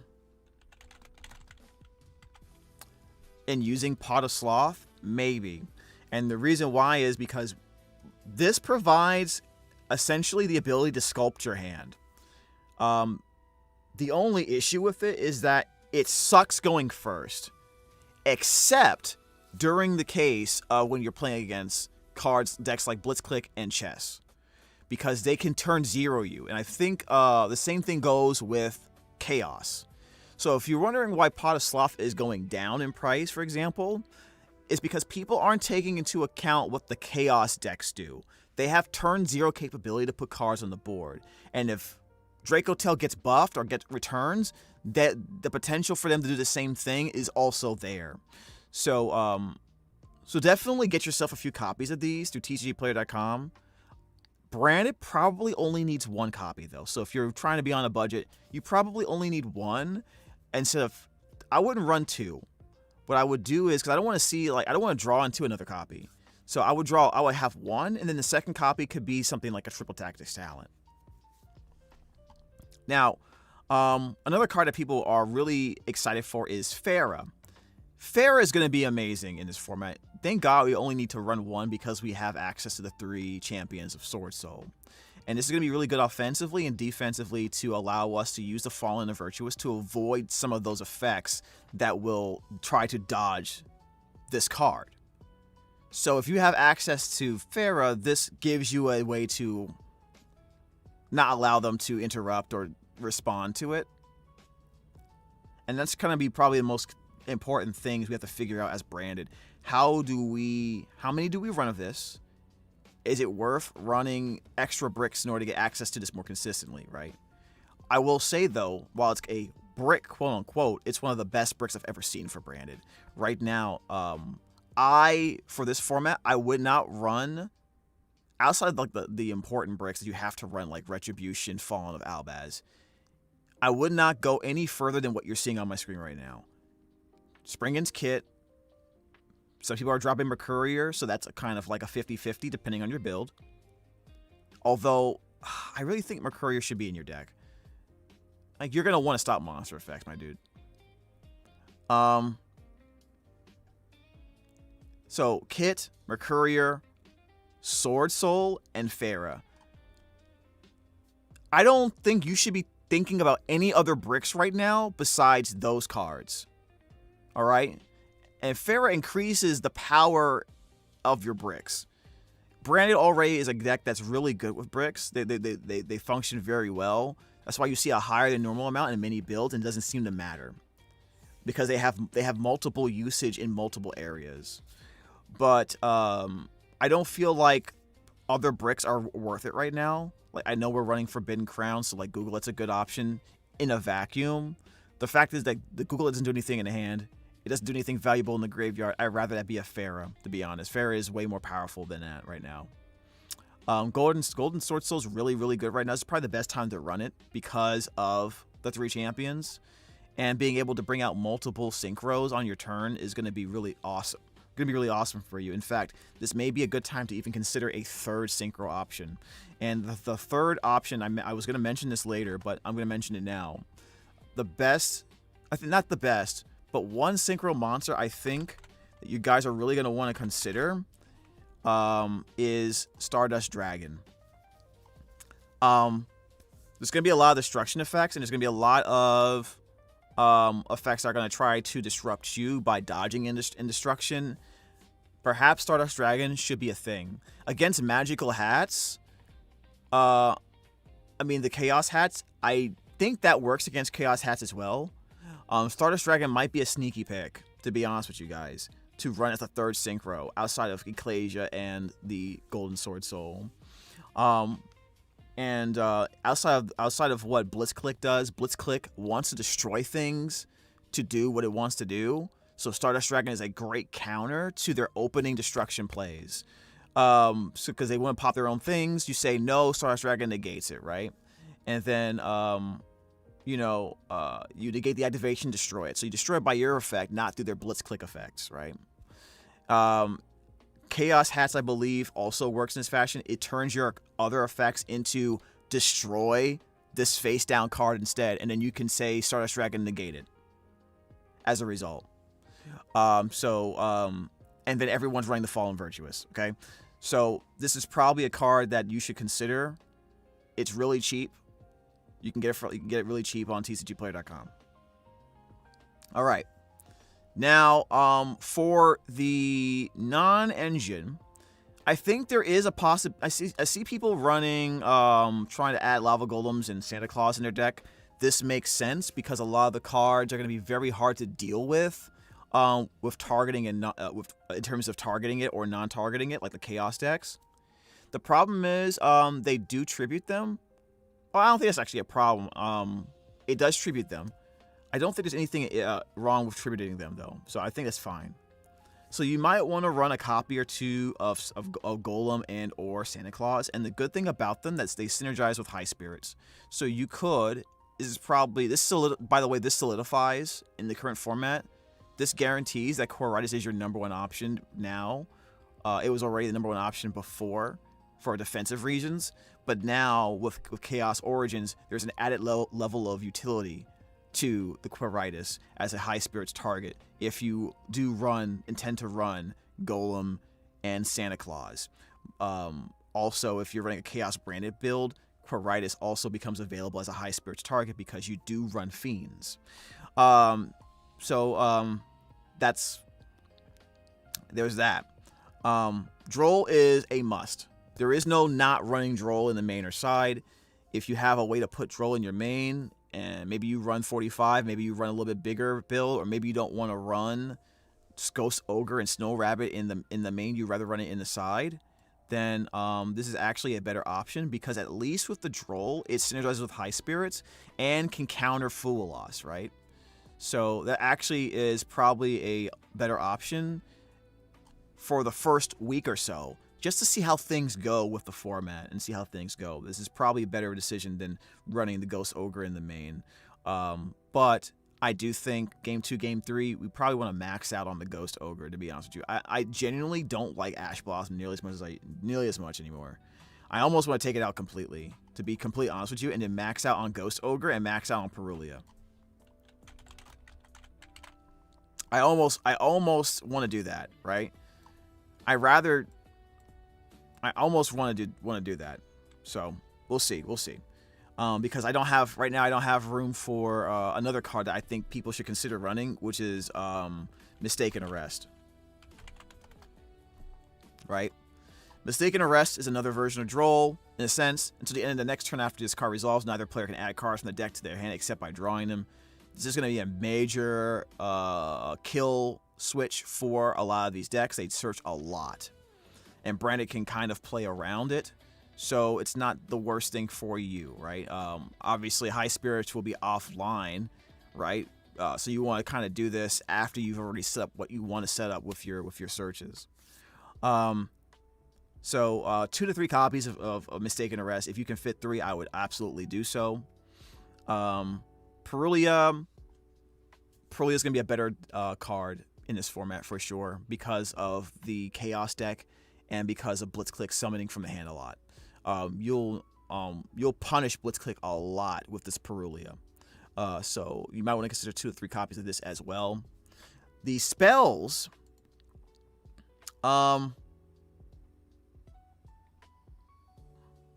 mean that the spells that we have in this format, the traps that we have in this format, means Diabels will be a more important card for you in the side, right?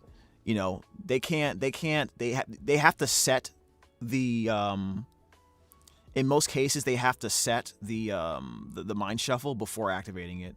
But with Diabels, they can't even do that once it's on the board. So that's a really good card for you to run. And a lot of their most important ways of dealing with your interruption will be the Chaos Hats, will be the spell cards, the trap cards. They require those cards to pop off in order to really set up their control and their grind game. So Diabels will be a number 1 target in your side deck no matter what. There's just no way of going around it.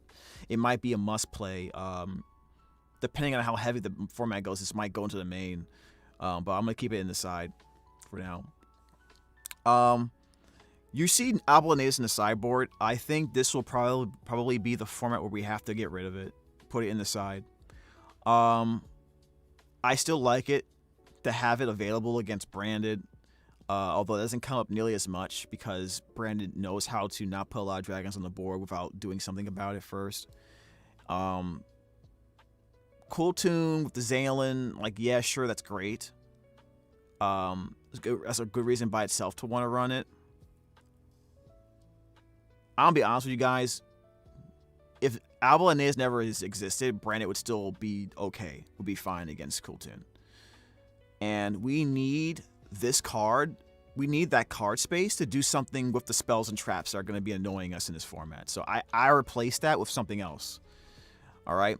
We have the Duster. We have the Lightning Storm. But they have cards. There are cards that will not allow this to be the most efficient option. So we can still have it there. And in some cases, it'll be an excellent card for us. But there are ways they can prevent it from being the most efficient, especially with the Angelic Key. Okay? At least you'll force them to do something about it, I guess. By the way, before we go any further, I totally forgot about this. There is also another card I wanted to mention alongside the Pharaoh that people are not talking about. And I'm really concerned about that because I think this actually deserves a mention as a potential card for us to run in the main or even in the side because of the 3 champions of Sword Soul. It's a card that isn't that gives us that we can run at 1, and it gives us a unique form of disruption we did not have before. So let me go ahead and get that out. Allow me to introduce you to Silent Magician. Silent Magician is a light spellcaster with 1,000 attack and 1,000 defense, which means it can be searched by the 3 champions of Sword Soul. And you can special summon it from your hand by tributing a spellcaster monster. Very, very easy for Branded to do. Especially if you tribute a monster that mentions Fallen Albaz, because you can use your Ecclesia to simply bring it back later. Or use your Fallen the Virtuous to resurrect that same card during the end phase. It gains 500 attack for each spell in your hand, and because we always add cards back to our hand with the effects of Ecclesia, Cartesia, Fallen the Virtuous, not Fallen Virtuous, High Spirits, and our Branded end phase effects from our fusion monsters, this will be a decent attack monster. But the most important thing is, once per turn when a spell is activated, quick effect, you can negate the activation. It doesn't destroy, but it does negate the activation. So you can use this against the activation of continuous spells and traps or field spells. But you can't use this against the effect of a card already on the field that's already flipped face up, right? So you have to hit it on the activation. I think this deserves a mention because we will need a card. We will need additional resources to deal with continuous spells and traps on the field on their activation. This is not as potent against, this will not be a thing you use against the Angelic Key continuous spells because they're continuous effects. This is more for like the field spell and other important spells and traps that people like to run. I think the Fallen Virtuous Branded Fusion, for example, is going to be a really good option.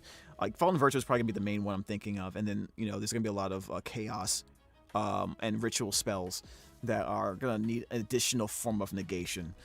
And once we use the effect, we can get rid of it and turn it into a monster, okay? Going back to the sideboard, I think Evenly Matched is going to be back in business.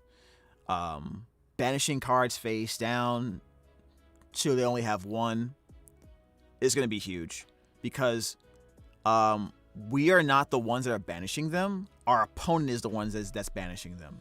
So it kind of it goes around the ability. It goes around certain effects that will not allow us to affect them without targeting them, because we're not affecting them we're affecting the player when we use Evenly Matched. So our opponent will banish cards face down, not us. So this gets over the Black Chaos. This gets over the Black Luster Soldier. So if you can find a way to activate the Evenly Matched, but at the same time also at the same time also maybe get rid of the evenly matched in some fashion. Maybe you can get rid of their whole board. That's possible. Looks like I gotta fix this again. But even if they keep one thing on the board, that's so much easier for you to deal with, man. So I think that's something you need to consider. Like I said, I'm probably dropping the Ash Blossom, to be honest. I'm replacing it with the Ghost Ogre. Ash Blossom doesn't do anything for Branded nearly as much anymore. And these spell and trap cards are very, very annoying, in my personal opinion. Not that Ash Blossom is the worst thing in the world. Like if I saw a Branded deck running Ash Blossom, I might like be like, okay, sure. I don't think it's worth like ripping them a new one over it. But I think at this point, Ash Blossom has effectively been phased out of the meta in terms of a high impact hand trap to a low impact hand trap. Let me see here. Mistaken Arrest. And I guess I'm running them at 2 instead of 3 just to have more room for a few other cards, right? Obviously, I would love to run 3 Perulia, 3 Arrest, 3 Ghost Ogre, 3 Evenly Matched, but I still want room for the Lightning Storm Duster and some ability to use my Kaijus here, my Fiend Kaijus. Would I run 1 Golem and 1 Santa Claus? Probably. Just have a little bit of versatility there. But, you know, 2 Lava Golem is fine. You know what I mean? 2 Santa Claus is fine. Or maybe you run 3 and 3. I'm just showing you both of them to give you so you can make your own decision. Now for the extra deck. Based on everything I told you before, I'm going to say this right now. I don't believe Draco's Depelia is the move. Some people are adding that to their deck. I don't think that's the right move in the beginning. You don't have to run Invoked. You don't have to run Hyper Invoked Aeon. But you do want at least an additional option that can deal with spells and traps. And whether it's by targeting, destruction, non-targeting, banishment, whatever it is, whatever you pick, it needs to be an additional option alongside your Borlo Furious Dragon, your Fallen and the Virtuous, or your Chaos Star Source Dragon. Okay, that's just the way it is right now. With these Chaos decks coming in, I choose Hyper Invoked Aeon because it has the additional ability to also really screw with my opponent's extra deck. Even the decks that don't really want to special summon from the extra deck at all, like Blitzclick, will still want to save that spot for a supplementary engine like Ryzeal package, or for a combination of cards that have effects when sent to the graveyard. So, for example, a Blitzclick deck with a Nadir engine aside to it will still want those cards to do things for them, and they're all gonna want to run the Fallen and Virtuous. So worst case scenario, if I use my Hyper Invoked Aeon to get rid of the Fallen and the Virtuous package, that will, if I remove their Ecclesia or remove their 2 copies of Albion the Branded Dragon, then not only do they not get follow-up, they can't even activate the Fallen and the Virtuous anymore because they have to send one of those monsters as a cost. If they don't have the cost, they can't play the card. So it becomes a brick. It becomes useless. They can't even use a secondary effect in many scenarios. I'm talking about the non-branded decks, by the way, that end up using this package. Now, they probably are running Dogma Dragon, so maybe they'll run like 1 Dogma Dragon, 2 Albion the Branded Dragon, maybe in 1 Ecclesia. That might be what they do. That would probably be what they should do in response if they're not doing that, just to make sure they have at least one of the monsters available for Fallen Virtuous.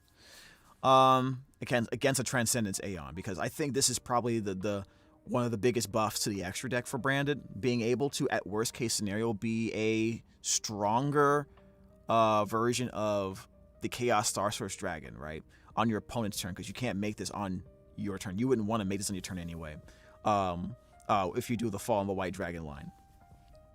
This is something you do after you've established your board, typically.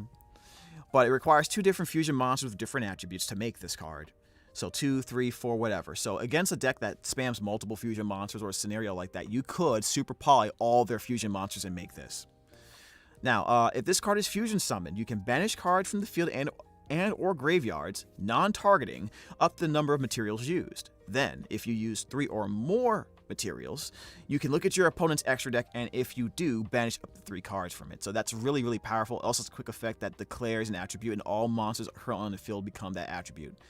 Not sure when that comes into play. This obviously is a card for the invoked Alistair line, so that will probably come into play more for the pure decks.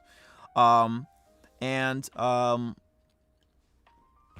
than that, I don't think I care about that other effect a lot. But it is a 3,800 monster, right? So it will be officially the strongest monster in our extra deck as a branded player. It's either this or a Chaos Star Source Dragon. I don't like the Dracotail in this format because it's so easy to just laugh at my opponent and dodge it, dodge and negate, or pop it. You know what I mean? With my Blitzclick cards, pop it with my or by the time that card even becomes available on the field for you, you've probably used multiple card effects, monster effects in particular, and you've probably been burning for like for thousands of damage before you get to that point. Like at that point, you need something quick and fast to get rid of that burn against the keys. I mean, against the angelic keys, right? And it's once you get rid of the fusion monster, the negate doesn't stick. Now, the level modulation seems really cool, and I think that's really good against Cool Tune, but they also have ways of dodging. So at a certain point, it's not worth the squeeze for this card. You need something more impactful, and I think having another form of non-targeting removal in your extra deck is going to be really powerful. A lot of people are also using Bystial Furious Dragon over Chaos Star Source, which makes sense, especially if you're going to be running Bystials like the Magnuma, which you should be in your main. Or you may have room for an additional Bystial in your side, but I don't think with the way things are looking at right now, I don't know what I'm going to take out to have room for more Bystials. You know what I mean? It's kind of weird. I will have to put them in the main and then figure the rest out. But one reason people like this card is that you have infinite pops if you combine it with the Dragon Devours a Dogma. You target Dogma and you target the card you want to pop with the Borreload Furious Dragon. Their card pops, your Dogma is fine because it's unaffected by all of their card effects. So that's a really good, cool interaction that gives you constant pops that you are probably going to need in the upcoming format. So I do think Borreload Furious Dragon becomes, in a sense, a must play. Because if you have to use your Chaos Star Source Dragon, for example, you use the effect, and now you have to essentially put yourself in a position where nothing goes wrong, you put it back in the deck or the extra deck, and then summon it again later. That's a lot of effects that will cause you against Angelic to get burned out before you get a chance to do it again.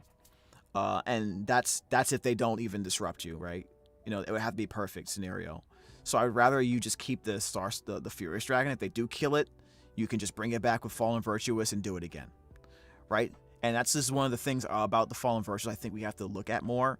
We have to look more at the secondary effect than the first effect because there's too many card effects that will dodge the Fallen and Virtuous right now with the new decks right now. And especially with Blitzclick, they might even get advantage off the destruction. Moving on, Mixuzia, a must play. It's a common too, so there's no excuse. Mixuzia will give you an additional method of quick play fusion, which gives you additional utility and the ability to flex and pivot when your opponent's trying to do all these interruptions. The most versatile end board you're probably going to want to try to set up is a board with a Cartesia and a Mixuzia available instead of the Mirrorjade in its place. Although you might be able to create a line, if you can, that has access to Albaz anyway, while the Mirrorjade is on the board. If you want to go Mirrorjade, that's fine. But I think it probably is better to go into to set up into a Borreload Furious Dragon or Transcendence and then get the Mirrorjade later when that becomes important, because the spell and trap removal is going to be probably your first priority in many matchups to make sure they don't get advantage off of the Blitzclick field spell the way they want to, or the chaos. I mean, the Mind Shuffle doesn't stay on the board when they're ready to, when they activate the effect, so that they don't get that resolution. Things of that nature. I think Mirrorjade, ending on Mirrorjade, while it's still good, I I feel like it's better to be in a position to have double quick play fusion on your opponent's turn. So my lines will go for Mixuzia and Cartesia on the board more often than not. With this current deck, we can do a 1-card combo with the Fall of the White Dragon to set all that up really, really easily. And like I said before, with Invoke Transcendence Aeon, even against decks that don't like using their extra deck to like put big boss monsters out, they still have utility extra deck monsters we can banish. So it's still valuable in even that scenario.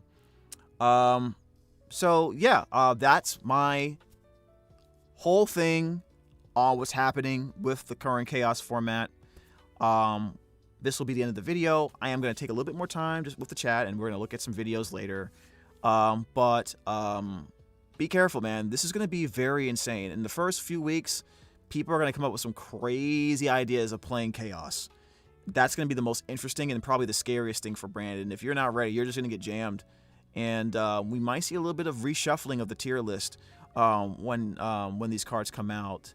Whether it's a variation of Branded through Chaos, whether it's Blitzkick creeping up, not necessarily as a tier 0, tier 1, but as something that has to be respected and annoying to play.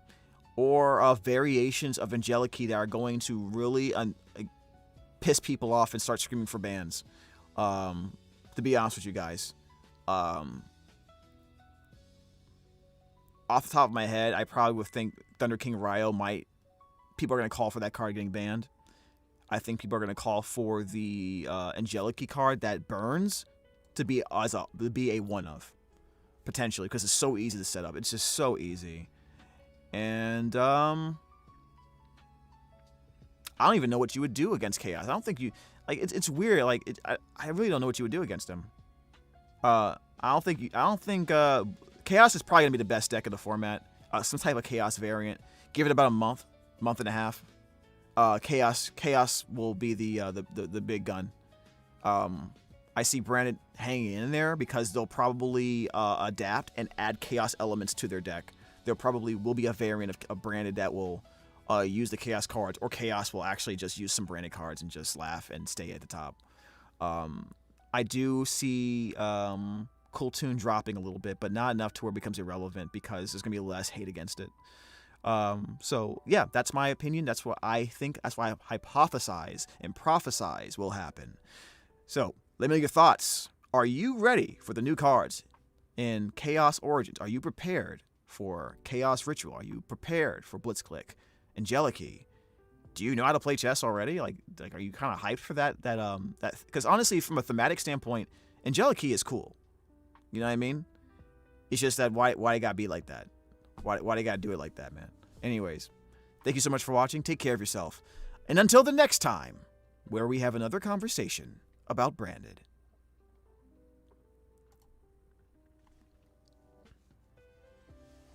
Branded's going to be irrelevant once when Tune comes out. Like Tune, the new Tune cards? We'll see, man. We'll see.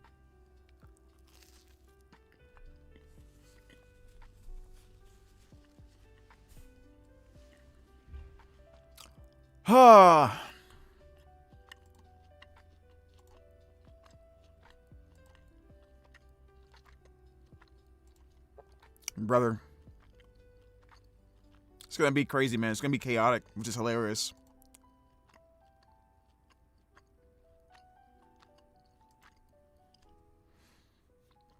It's going to be kind of hilarious, but also going to be kind of frustrating, I think, for a lot of people.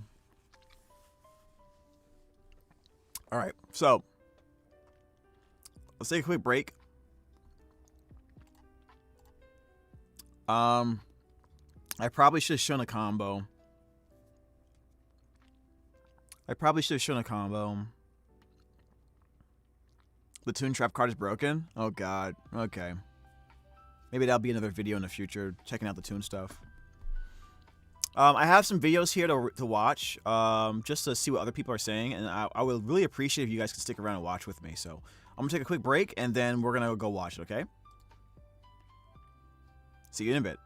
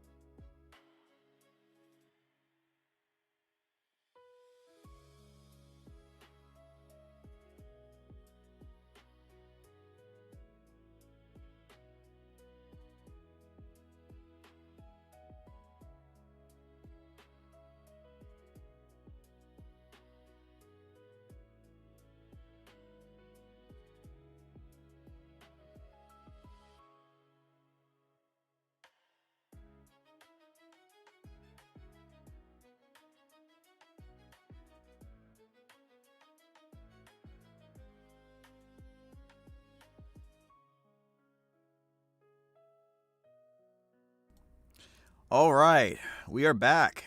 Thank you for waiting. How's everyone doing, man?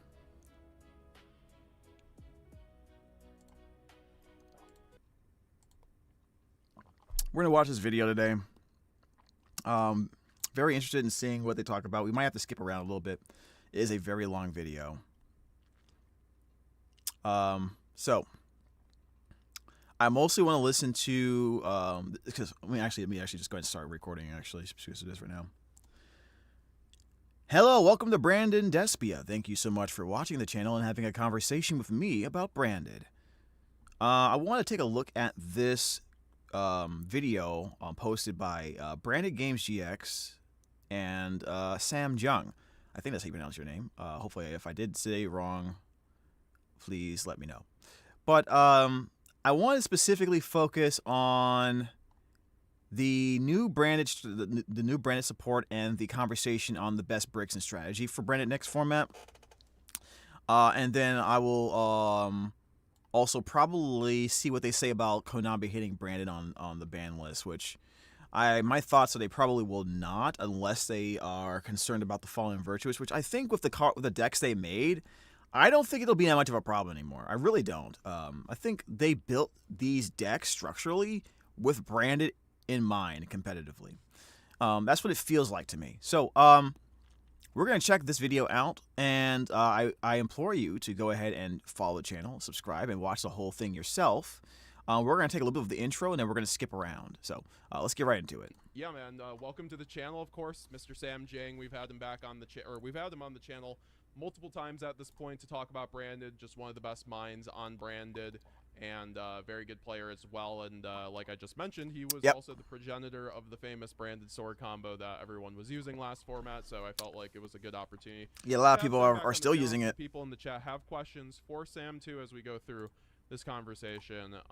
Please let us know. But Sam, I wanted to have you on, like I mentioned before, because of the fact that we are getting some new cards in Chaos Origins. I don't think we were quite expecting to get the 3 Champions of Sword Soul so easily, which is a new synchro for Branded that really does change a few things for the deck and make it easier for increasing the ceiling for the deck and things like that. But also the new Mixusia the Confounder, which is I was not expecting I mean, sometimes Konami likes giving Branded like fusion duplication or like things like that, which just ends up like actually helping the deck so much than what you might have thought. And I guess Mixusia is shaping up to possibly be one of those. So Sam, if you want to give us your opinion on what changes for Chaos Origins going forward with Branded in particular, because I feel like people weren't expecting, especially like if you were looking at what happened to the OCG, nothing really changed outside of like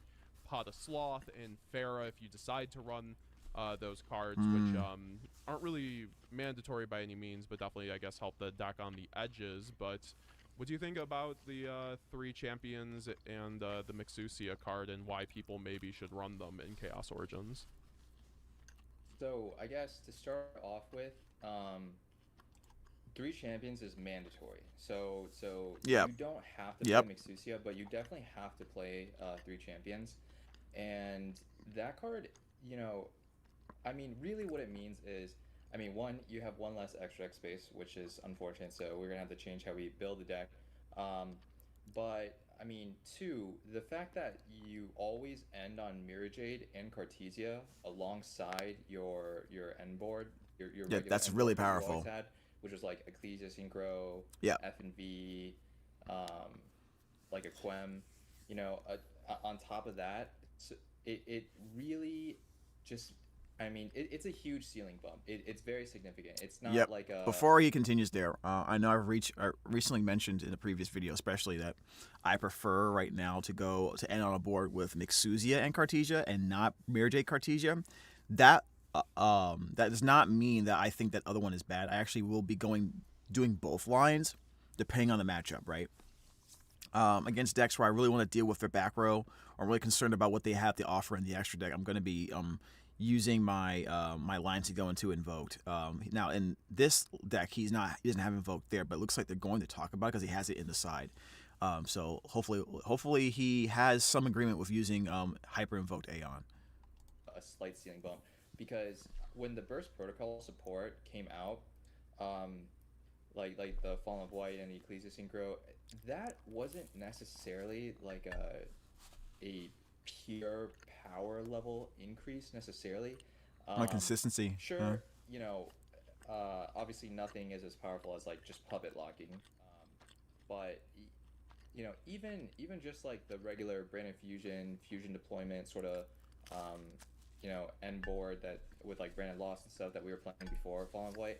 Fallen of White, like that end board's not necessarily like way more interruptions or anything, but it was just so much better because it condensed the number of cards that we played, so we could play like 40 card decks, and it was way better into hand traps, and it was way more flexible, way more resilient. So that, I mean, that's kind of why the Fallen of White stuff was like really good in my opinion. It wasn't the ceiling, it was just the resilience to interruption and the flexibility and the improvements in deck building that we could do. But 3 champions is straight up just a power level increase. We just, that end board is way more powerful, like way more interruptions. Yeah. Double, triple Mirrorjade. Like so, yeah, I'm definitely excited for it, and I think it's something that you know, that just everybody should play. And the fact that we end on Cartesia and Quem and Ecclesia Synchro, you know, just too many things to super poly for them. I think also the three Sword Soul champions is nice, because I think during last format, especially when you saw like people like Andre Torres, they were running like 3. Before he continues, by the way, because players are going to be running Mixuzia, if you're worried about super poly, then you want your end board to be all spellcasters, right?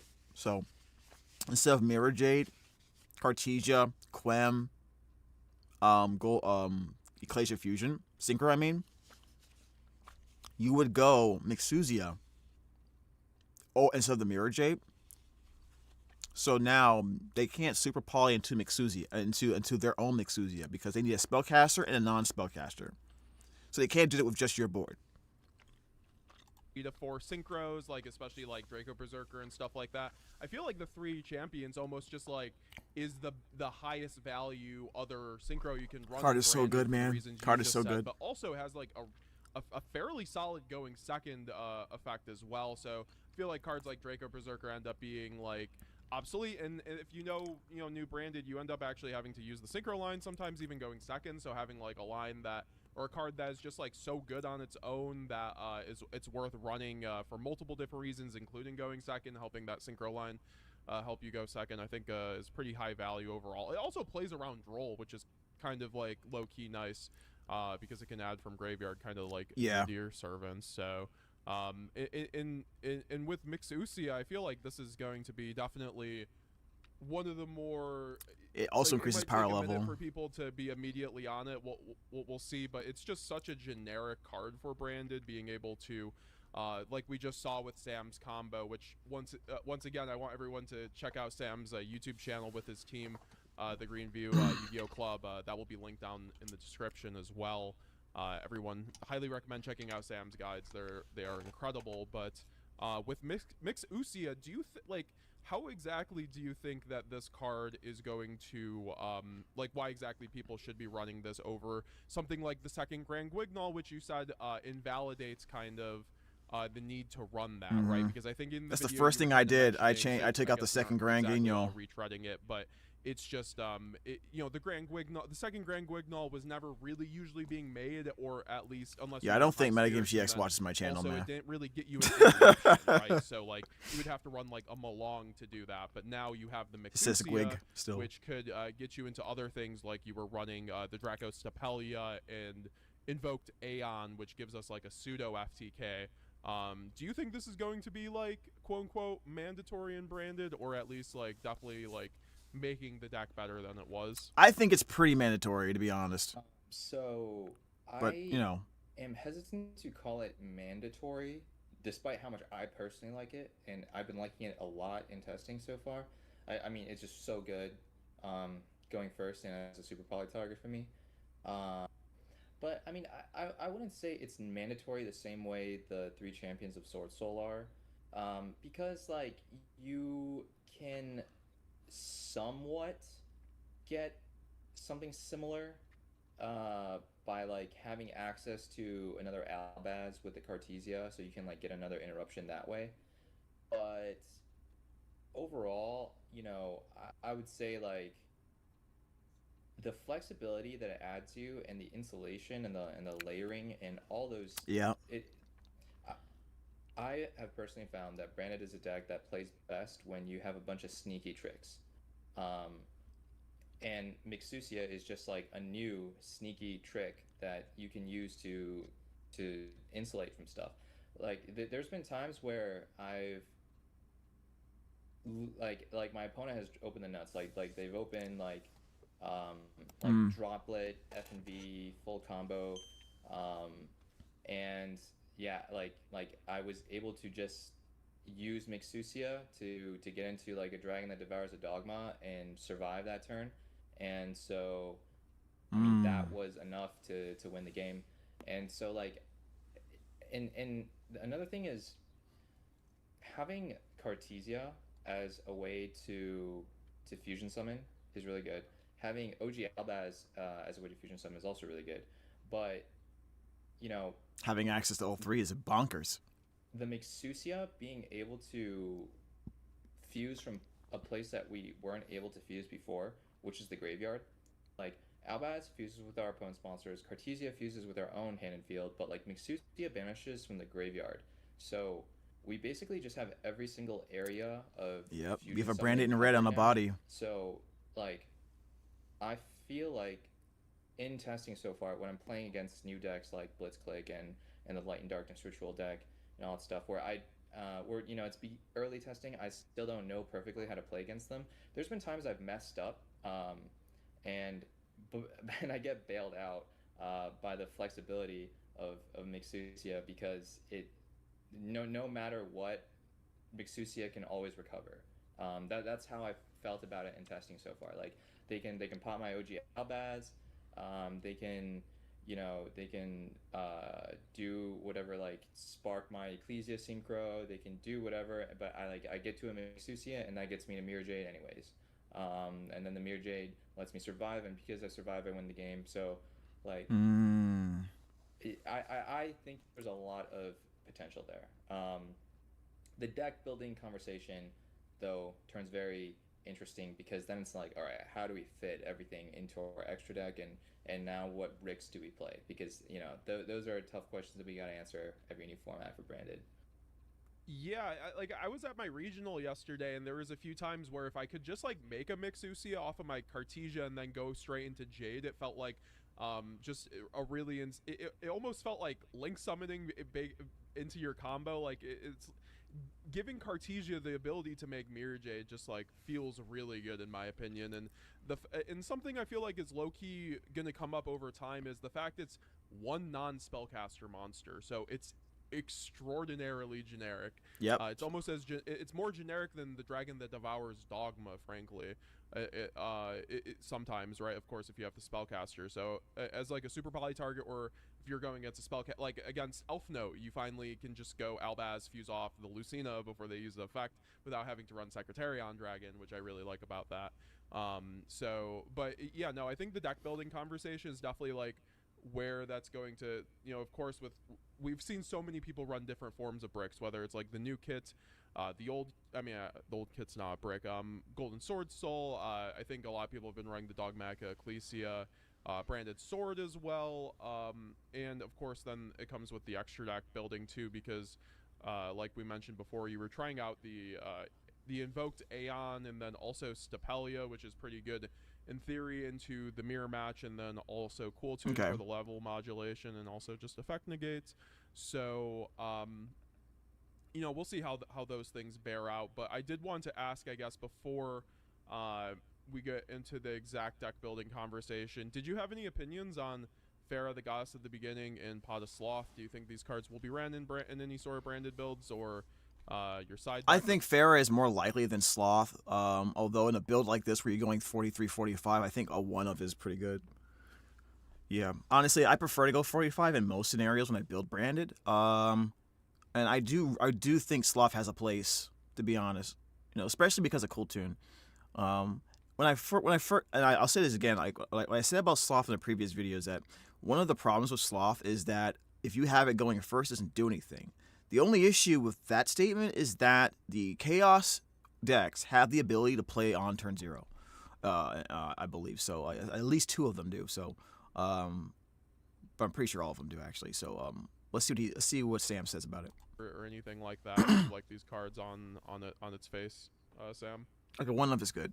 So on the surface, I do like Pharah a lot, and I've been testing Pharah in the main deck. Just had 2 copies. Just play it out, and because it's just early testing, so my deck list isn't locked in or anything. And there's definitely a lot of scenarios where I really, really like Pharah. So, one of the things I like about Pharah is the fact that it makes opening and high spirits much better going second. Yes. Yes. Even with 1 Grand Guignol for high spirits, so if you pigeon off Pharah off of Grand Guignol, you don't have access to anymore. Now, by the way, just so you guys are warning, for everyone's used to running 2 Grand Guignol, our current branded combos will typically like to make Grand Guignol.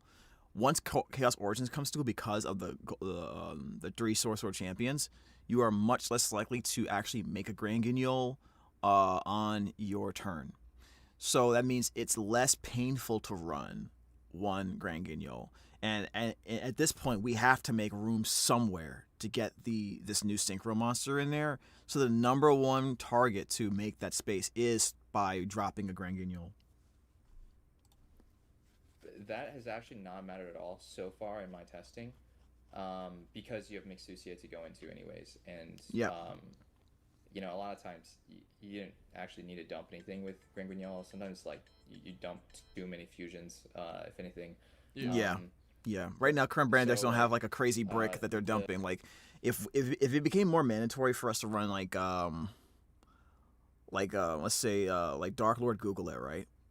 Then Grand Guignol would be a premium thing to have, because we need to have that card in the graveyard, right? But no one's really running Google it anymore. And as a matter of fact, not a lot of people are really running like any major cards that want to get dumped from the main deck anyways by Grand Guignol. So that's also another reason people are dropping it to 1.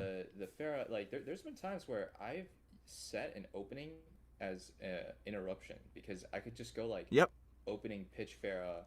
And it's not just Pharah too. Chainlink 1 Pharah, chainlink 2 Alubaz. New Kid also makes it a pseudo breaker. And then Pharah revives, steals a monster, and okay, well now I guess my branded opening is an interruption all of a sudden, which is pretty cool. And there's also a game state a pretty common game state against Cooltoon, for example, where if you go standby main, Pharah revealing a Fallen and Virtuous, Branded Fusion, Pot of Sloth, Triple Tactics Talents, anything that they're okay, I can't let this happen, otherwise I'm cooked. And then they chain something to it. You can always chain they chain Zaylin or something. You can always just chain the high spirits and then steal their Zaylin. I don't know, it just makes their decision making so much harder. So if you guys understand what he's talking about there, let's say you're in a situation against Cooltoon where they have a Zaylin on the board. You activate Pharah's effect, reveal a really powerful spell, like a Branded Fusion. They don't want the Branded Fusion uninteractable, so they're going to go chainlink to probably chainlink to KTS, and then they'll be able to activate their Zaylin to stop you from using Pharah to make your Branded Fusion, uninterruptible. Then you go High Spirits. In response, you send the Pharah so you can get a card, and you also send Grand Guignol. So if they special summon through a monster's effect, you're getting a Quem and or a Quiritis through the banishment effect of the Grand Guignol. but you're also getting a branded monster in your hand, Albaz monster in your hand because of the high spirits. And then on a new chain, the Pharah is coming back on the field, and then when it comes on the field, it's going to steal one of their monsters non-targeting. So if they use KTS, for example, in that to maybe turn their Zailing into like a B2B, then your Pharah is going to come back, and then now they have a decision to make. Do I use my B2B in response to your Pharah activating to bring a monster on the field? Because if I do that, then that monster might get taken. So that means they can't even bring back the Zailing, because if they bring back the Zailing with B2B in that scenario, you steal the Zailing, bro. And now you have another negate. So it really puts them in a really, really bad position in that specific example that we're talking about there. So it's really crazy, man. Pharah just is like the best. Like Pharah and the new kit are like the best bricks Branded could have ever possibly asked for. You know what I mean? It's absolutely absurd. I think Pharah is a must at 1 at least. I would love to run 2 or 3. I just don't know what to take out for. If I'm doing 45, I'm probably running 2 for sure. 2 Pharah, maybe. I don't know if possible to do 3. 3 is probably overcooking it. You know what I mean? But yeah, man, I love this card. I can't wait to get this card. The one thing that I don't like about Pharah is that it's not independent. Like Pharah is really broken when you draw it alongside opening or high spirits, where it feels like super unfair, or Branded Fusion. Yeah. But if you don't draw it alongside good spell cards, then it doesn't feel as good. Now the good thing is Branded does have a lot of really good spells in your deck, whether it's your board breakers or your engine, like high spirits, Branded Fusion, for example, Nadir Servant even. But there will be hands where he's right, where you might have an awkward hand and it can't be used, or you have to go get it. You know what I mean? Before you can use Pharah, which does happen which can happen a lot with a lot of my my testing. So that might be a deck building issue, or that might mean that Pharah's like a side deck card. That's why I think Pharah's a one-of usually. For that reason, I'd rather search for it than use it. That has a lot of potential. I'm not quite certain yet where I land with Pharah. And then you also mentioned Pot of Sloth. So Pot of Sloth has not been great in my testing, because it oftentimes feels like by the time I get there, it's like kind of too late, because they can still respond to the Pot of Sloth going second. Yeah, they can negate it. Yeah, that's right. That might be a deck building, like a side deck issue. I literally just used a side deck from this current format with 2 Pot of Sloths, and just to test it out. And maybe we have to do stuff like run Thrust and Evenly, and alongside like Dust or Lightning Storm going second if we want to make Pot of Sloth work. I don't think Pot of Sloth, if you just like slide it into the current Branded side deck, like the normal cards that we play, I'm not sure if that's quite a good side strategy. This is why I said that I think I did believe that the Thrust package is probably the best way to do it in your side. The problem is I don't see where you're putting it. I don't see how in the sideboard you have room for it. I think, and this is why I love 45, because I can run 1 Thrust, 1 Talent, 1 Sloth. And with with cards like Branded Fusion and the Dear Servant alongside that, I have a pretty decent Thrust package, right? I know some people run 2 Thrust as well. That's also a possibility. So if you run a Thrust package, let's say you run 2 Thrust, 1 Sloth, 1 Talents, and then you have the Branded Fusion, you have the Nadir. That by itself is a good enough to me Thrust package to add. Again, deck building question. How are you putting that in a 40 card build? You're probably not. You're probably either you are running a Thrust package and you're dropping the forbidden cards, or siding the forbidden cards, or you're just going bigger, right, to 45, 46. That's my personal opinion. You guys let me know in the comments. Against the Chaos Origins decks, it feels like they can usually figure something out against it. So yeah, it might be side for example, Thrust, side Pot of Sloth, and a bunch of breakers sort of angle. So that's something I'm still testing. Okay, that's definitely interesting, and I could see why like running some of those blowout breakers going second would certainly like make Sloth better, and also pairing with it with Pharah seems okay since you can make it unrespondable too. But I think you usually want to probably use that on Fallen and the Virtuous because the 2-turn nature of it, being able to do it on your turn, and then when you pass to your opponent having an unrespondable Fallen. Yeah, Fallen Virtuous is the best target very solid right now. well, but overall, that actually got me for utility. The 3 Sword Soul champions being able to search the Pharah. That's why I was thinking maybe at 40 it would be a one of, like you draw it like Called By, or you could just search it. But the thing is, like you said, you can make like opening and high spirits into interruptions almost on your turn 1 end board if you do have the Pharah going first. And let's just say, I mean, maybe you would already use it on high spirits, but you just start Albaz or something, so you don't have to like. Also, I do think it's worth exploring a 3 champion Sword Soul kind of engine or package, where you run not just the Pharah, right? Or obviously you have Cartesia, Quem, Ecclesia, but I think other cards that you should probably consider besides the Pharah is maybe a one-of Effect Veiler or a Silent Magician, right? Because which will represent a spell negate. I think spells are going to be really important to stop in this format, especially with the continuous spells and field spells that a lot of the Chaos decks really need to pop off. Start with a spell or something. So that's certainly something to keep in mind, to be able to. I like that flexibility, being able to make it a little bit more of a breaker, but it's like kind of like you said, it's a really dependent card, which we've talked about. Oh wait, you can't get. I'm sorry, my bad. You can't get Effect Veiler with the 3 champions. It has to be 4/8. My bad. Ignore that. To run with Branded, so I think that really covers it for the cards in Chaos Origins. That are there any other cards I mean, have you tried like the Light and Darkness ritual cards in Branded? Is that something you're ever interested in? Because I've seen like, of course there's like the builds in the OCG that are running just like High Spirits, Albaz, and Fav, but I've seen like some piles also run like more of the ritual cards and on top of it. Have you tested that variant at all, or do you think it's not really maybe that competitive? I think that version is actually decent, but the issue with it is that I don't know if it's the best way to play the Light and Darkness ritual deck, and I also don't know if it's the best way to play branded cards either. It's kind of like, I don't know, like White Forest and Centurion, like you could mix them together, but it's not necessarily like the best way to play either of those decks.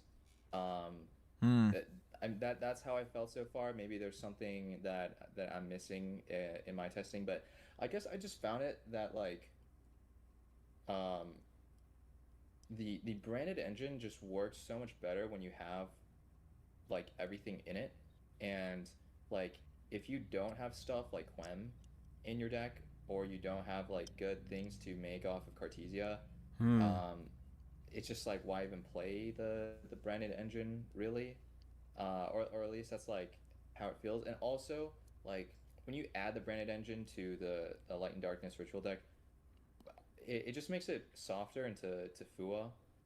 Whereas like normally it just doesn't care at all about Fua. Like you straight up just don't care even a little bit about Fua, and you can give them literally 0 draws in full combo. And then on the branded side, like you don't really like you miss a lot of.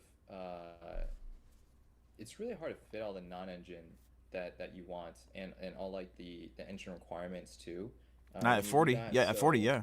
I think it's okay. I also tried Invoked Branded.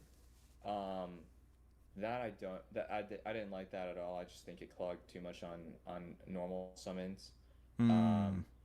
Yeah. So I would say like the 3 champions of Sword Soul, Mixusia, and Pharah, and then Pile Sloth, in that order are the cards that I think are most impactful for Branded during Chaos Origins format. So I guess before we get into some matchups, since you have done some testing, that's fair, and maybe we can talk about exactly how Branded, because I've gotten a lot of questions for how like Branded is going to beat the Light and Darkness ritual deck, and so we'll certainly talk about anything that's come up for you and for myself as well. But you mentioned also how the deck building changes for Branded, just because we did just play your video too, but this will be a separate video as well. What do you think are the best bricks going next format, and maybe why? Like, do you think Branded Sword will be rotated out of the decks? Are you still gonna try to run I think so, with things like Golden Sword, Soul Kit. We've even seen some people cut Mercourier, like I think I forgot if it was Julian Kahn who literally cut Mercourier from his second place list. Do you have any like favorable bricks going into next format, especially with cards like Mixusia and the 3 Sword Soul Champions? So to answer your question about Branded Sword, I love Branded Sword so much because, you know, like that Branded Sword line is like definitely one of my favorite lines ever. It is just like so powerful off of one card. And also Branded Sword's so good into Cool Tune, because it just like punishes it does help that for Q banishing your stuff. But with the 3 champions of Sword Soul, I don't necessarily think it makes sense, especially with Branded Fusion at 1 as well.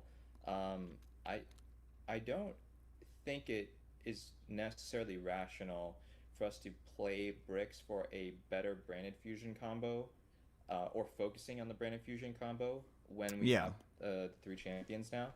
At this point, Branded Fusion is pretty much just an extender into the White Dragon line.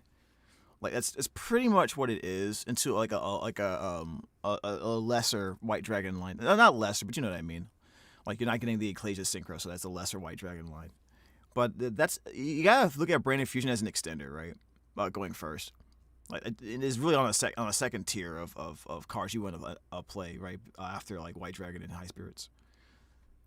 And having Branded Fusion limited.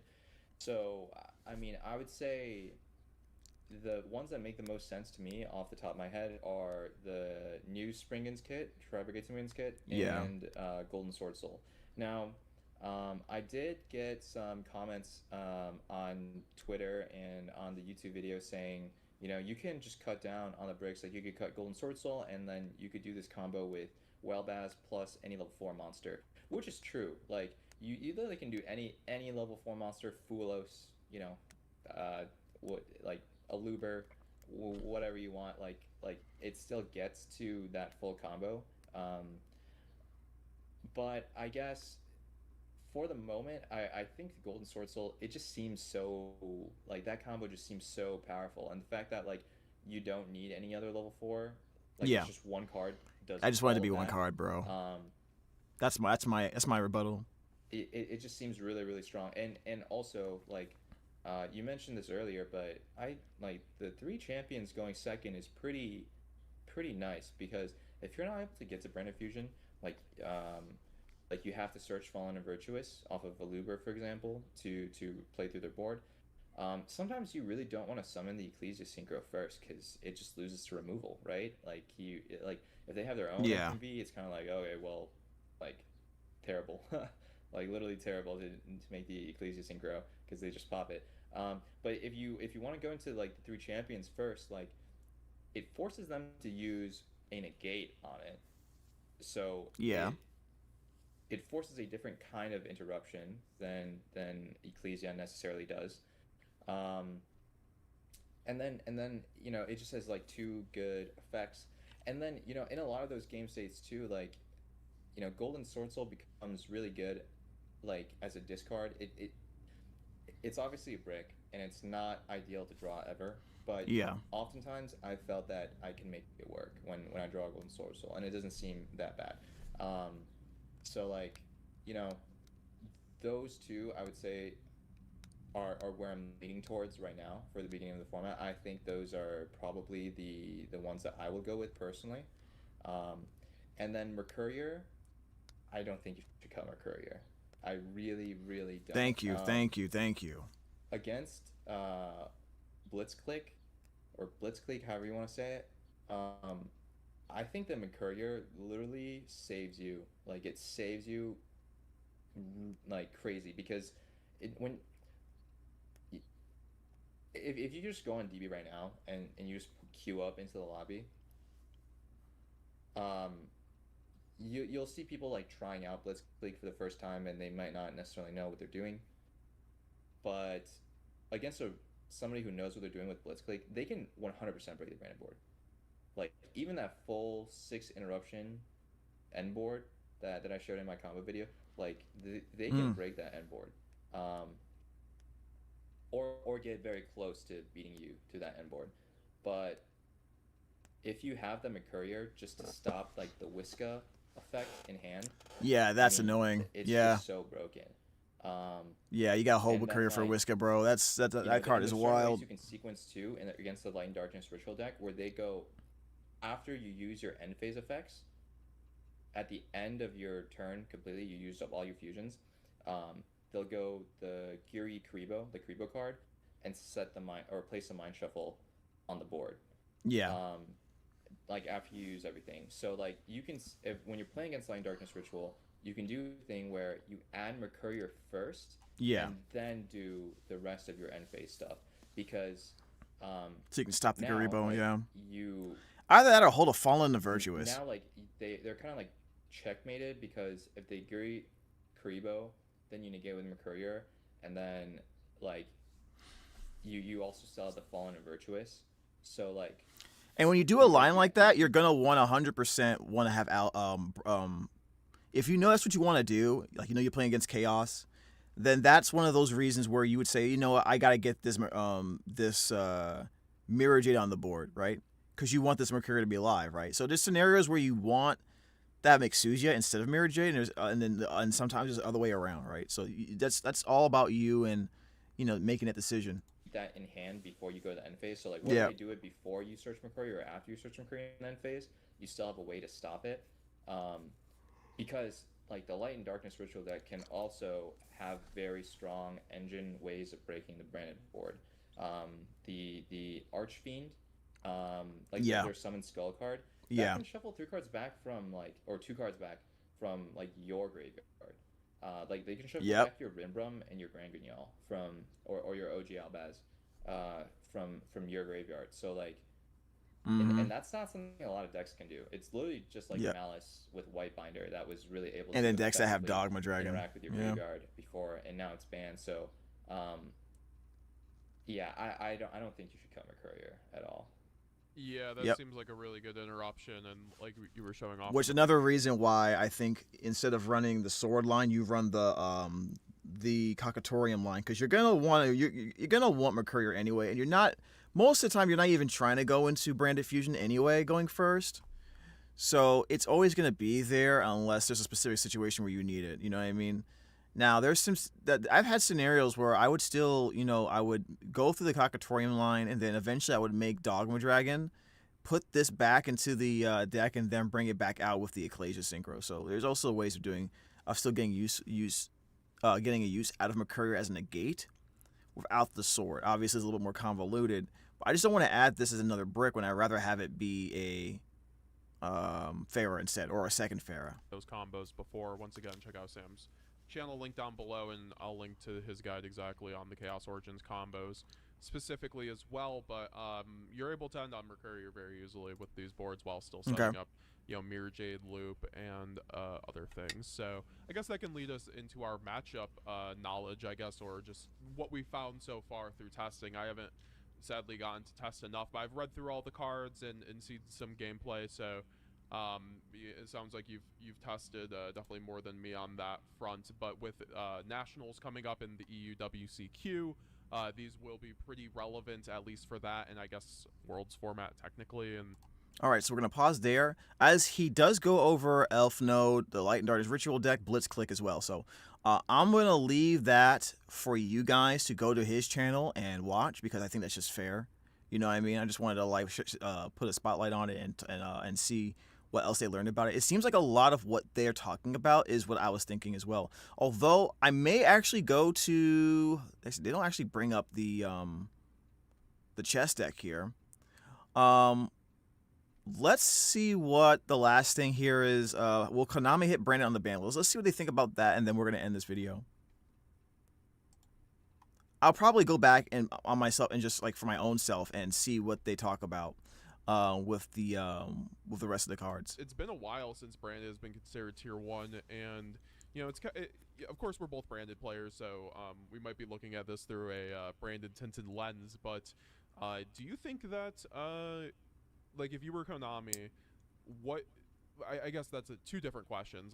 Do you think that Konami is going to hit Branded cards, and what do you think might be the most likely, like in my personal opinion, Fallen the Virtuous is one of the coolest cards that they've released, but I do have to admit, even like especially in the branded deck itself, it's insane. Like it's a better search than branded Fusion. I really hope they don't get rid of it. Like half the time, because to be honest with you guys, if it gets negated, you still despite how dumb it is, phase, right? And get more grind game. It's like absolutely insane how many times I ended up choosing searching Fallen the Virtuous over branded Fusion at my regional the other day. So do you think like that kind of card is in contention for being hit, or do you think, because I also find it interesting with the upcoming Chaos Origins meta, of course, like Toons, like we didn't even talk about Toons, but we aren't even going to get that deck for I think like 6 months or something like that. So that's not quite relevant, but with that deck on the horizon, and then also the Light and Darkness virtual deck, Blitz Click, and then whatever comes in beyond the Brave, which I don't think we know anything that's pretty good out of there yet, but we'll see. I haven't looked into it yet. It's gonna get on the ban list, and what do you think Konami will end up hitting on the ban list?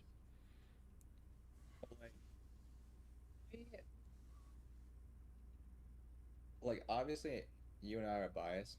I don't really think branded quite like branded is broken in a way that something like Striker is broken, where like you can draw lots of your cards and that like just push and you clutch out a game state and you just go beast mode, and then they're naturally good at breaking. Feels like broken, but it's also just like a super easy deck to toss with, and it also has specific and very high skill intensive favored matchups. So like to me, I never feel like branded is unfair to the point where it needs to get hit. Though I agree. From a lot of people is that they hate branded. They hate it. A lot of my friends, my homies hate really branded. Tired of me super calling them. They're really tired. Oh, they're just salty. That's different. That's not the same, Sam. Sam, they don't hate branded because it's the best deck. They hate it because you are beating them with it. That's different. Me going Mirrorjade banish. I'm just messing around. Mirrorjade banish again. Like they're just really tired of it. I'm like, all right, fair enough. I have been doing this to you for the past 4 years. You haven't beaten me at locals yet, so dang, that's crazy to flex. What?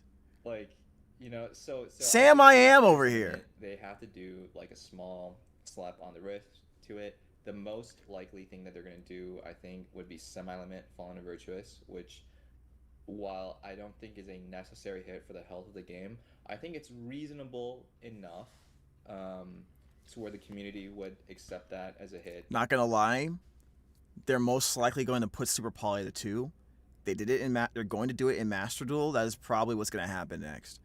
I think anyone saying that Fallen the Virtuous should be a hit is honestly on drugs. I mean, to be very nice about it. I don't think as strong, and this is not me denying how really strong this card is. I just feel like for some reason when it comes to this card, the fact that any deck can use it and actually gives some weaker decks a chance to a better chance to help fight in the format and be like a little bit more viable, I think that's more important than the most important thing about it. Obviously branded can abuse it more than anyone else, and that's how it should be. It's a branded card. If it was only available for branded, that would be something else, right?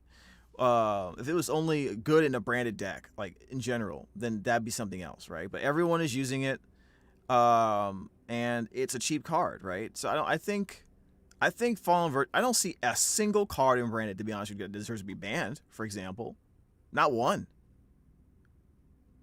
And even now, as strong as branded is, some people don't even consider branded the best deck. They're wrong, but still,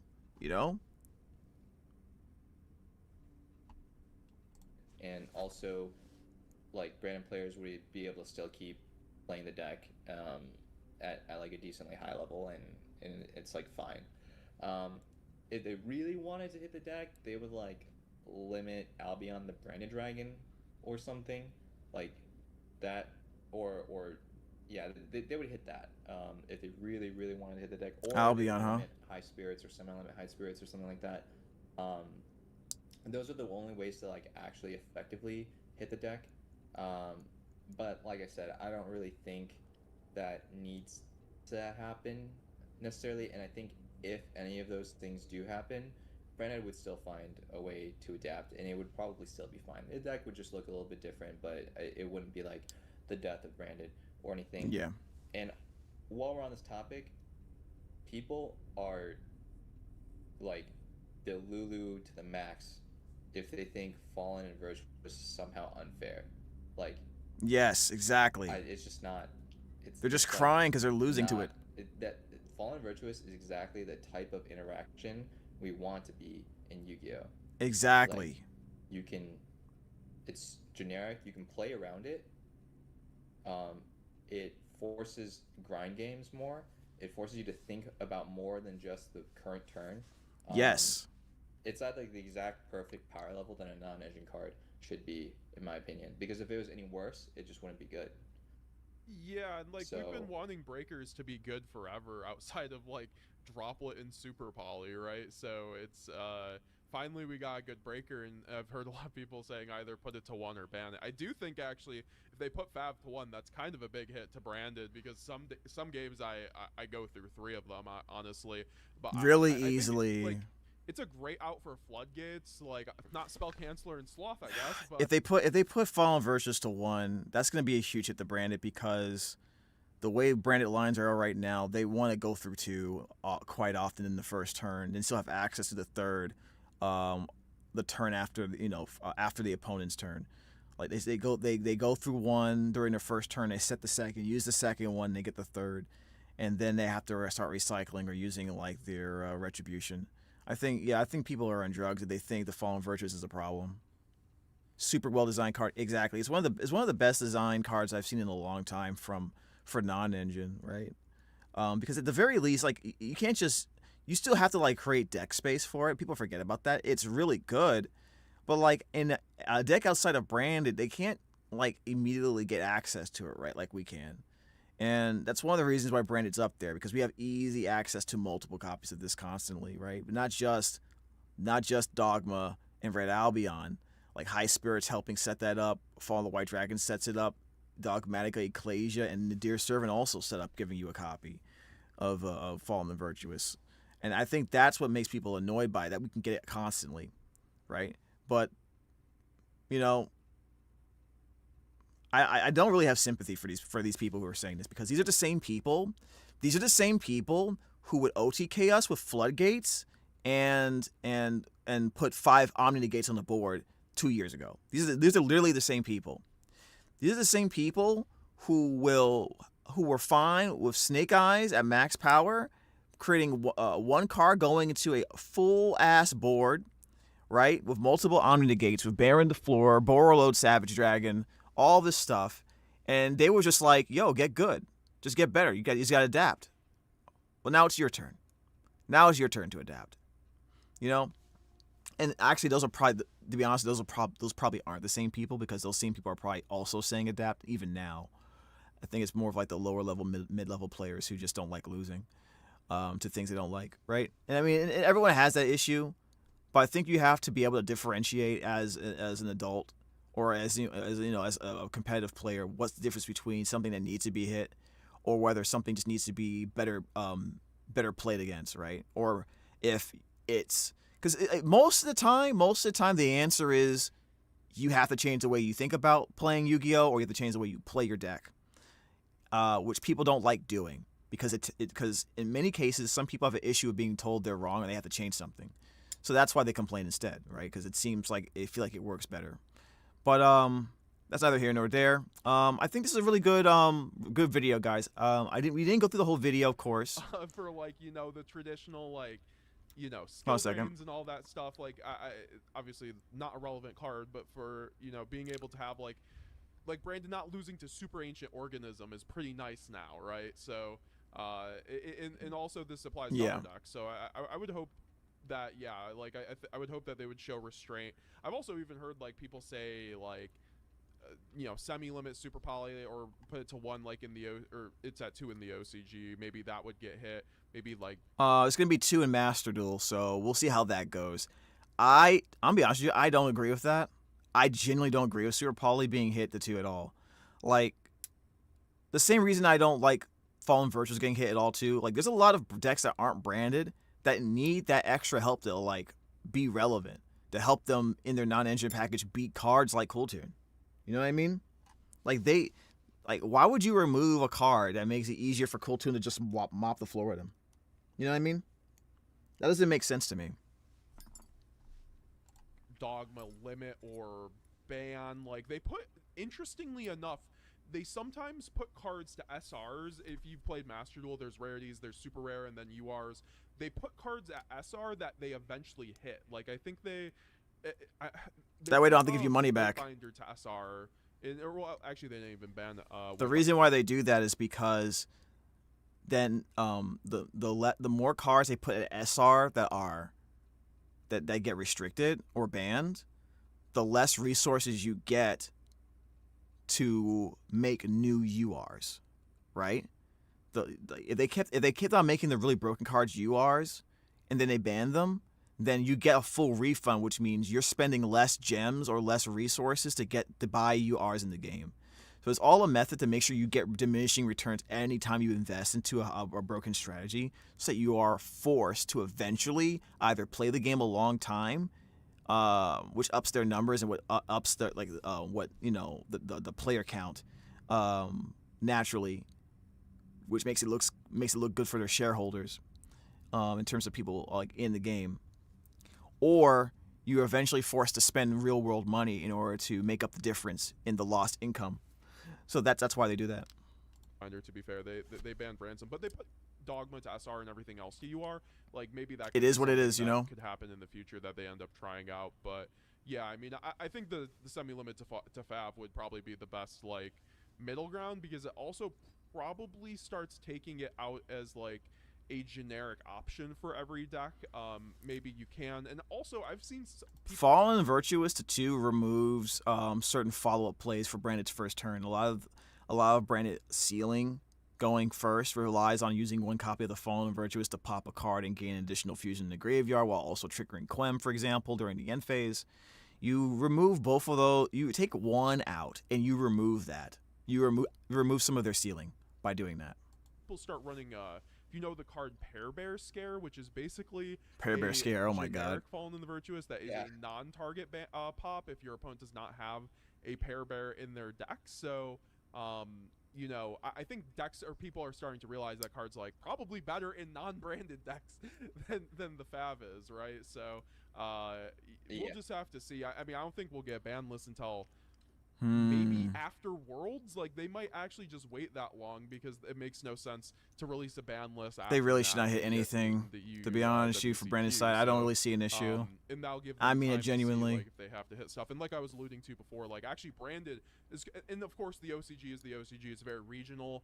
There aren't actual regionals there, so like the data isn't as clear or competitive. But Branded has gone to like a tier 3, tier 4 kind of status over there with no hits. So of course that's the OCG, but no, they have hits.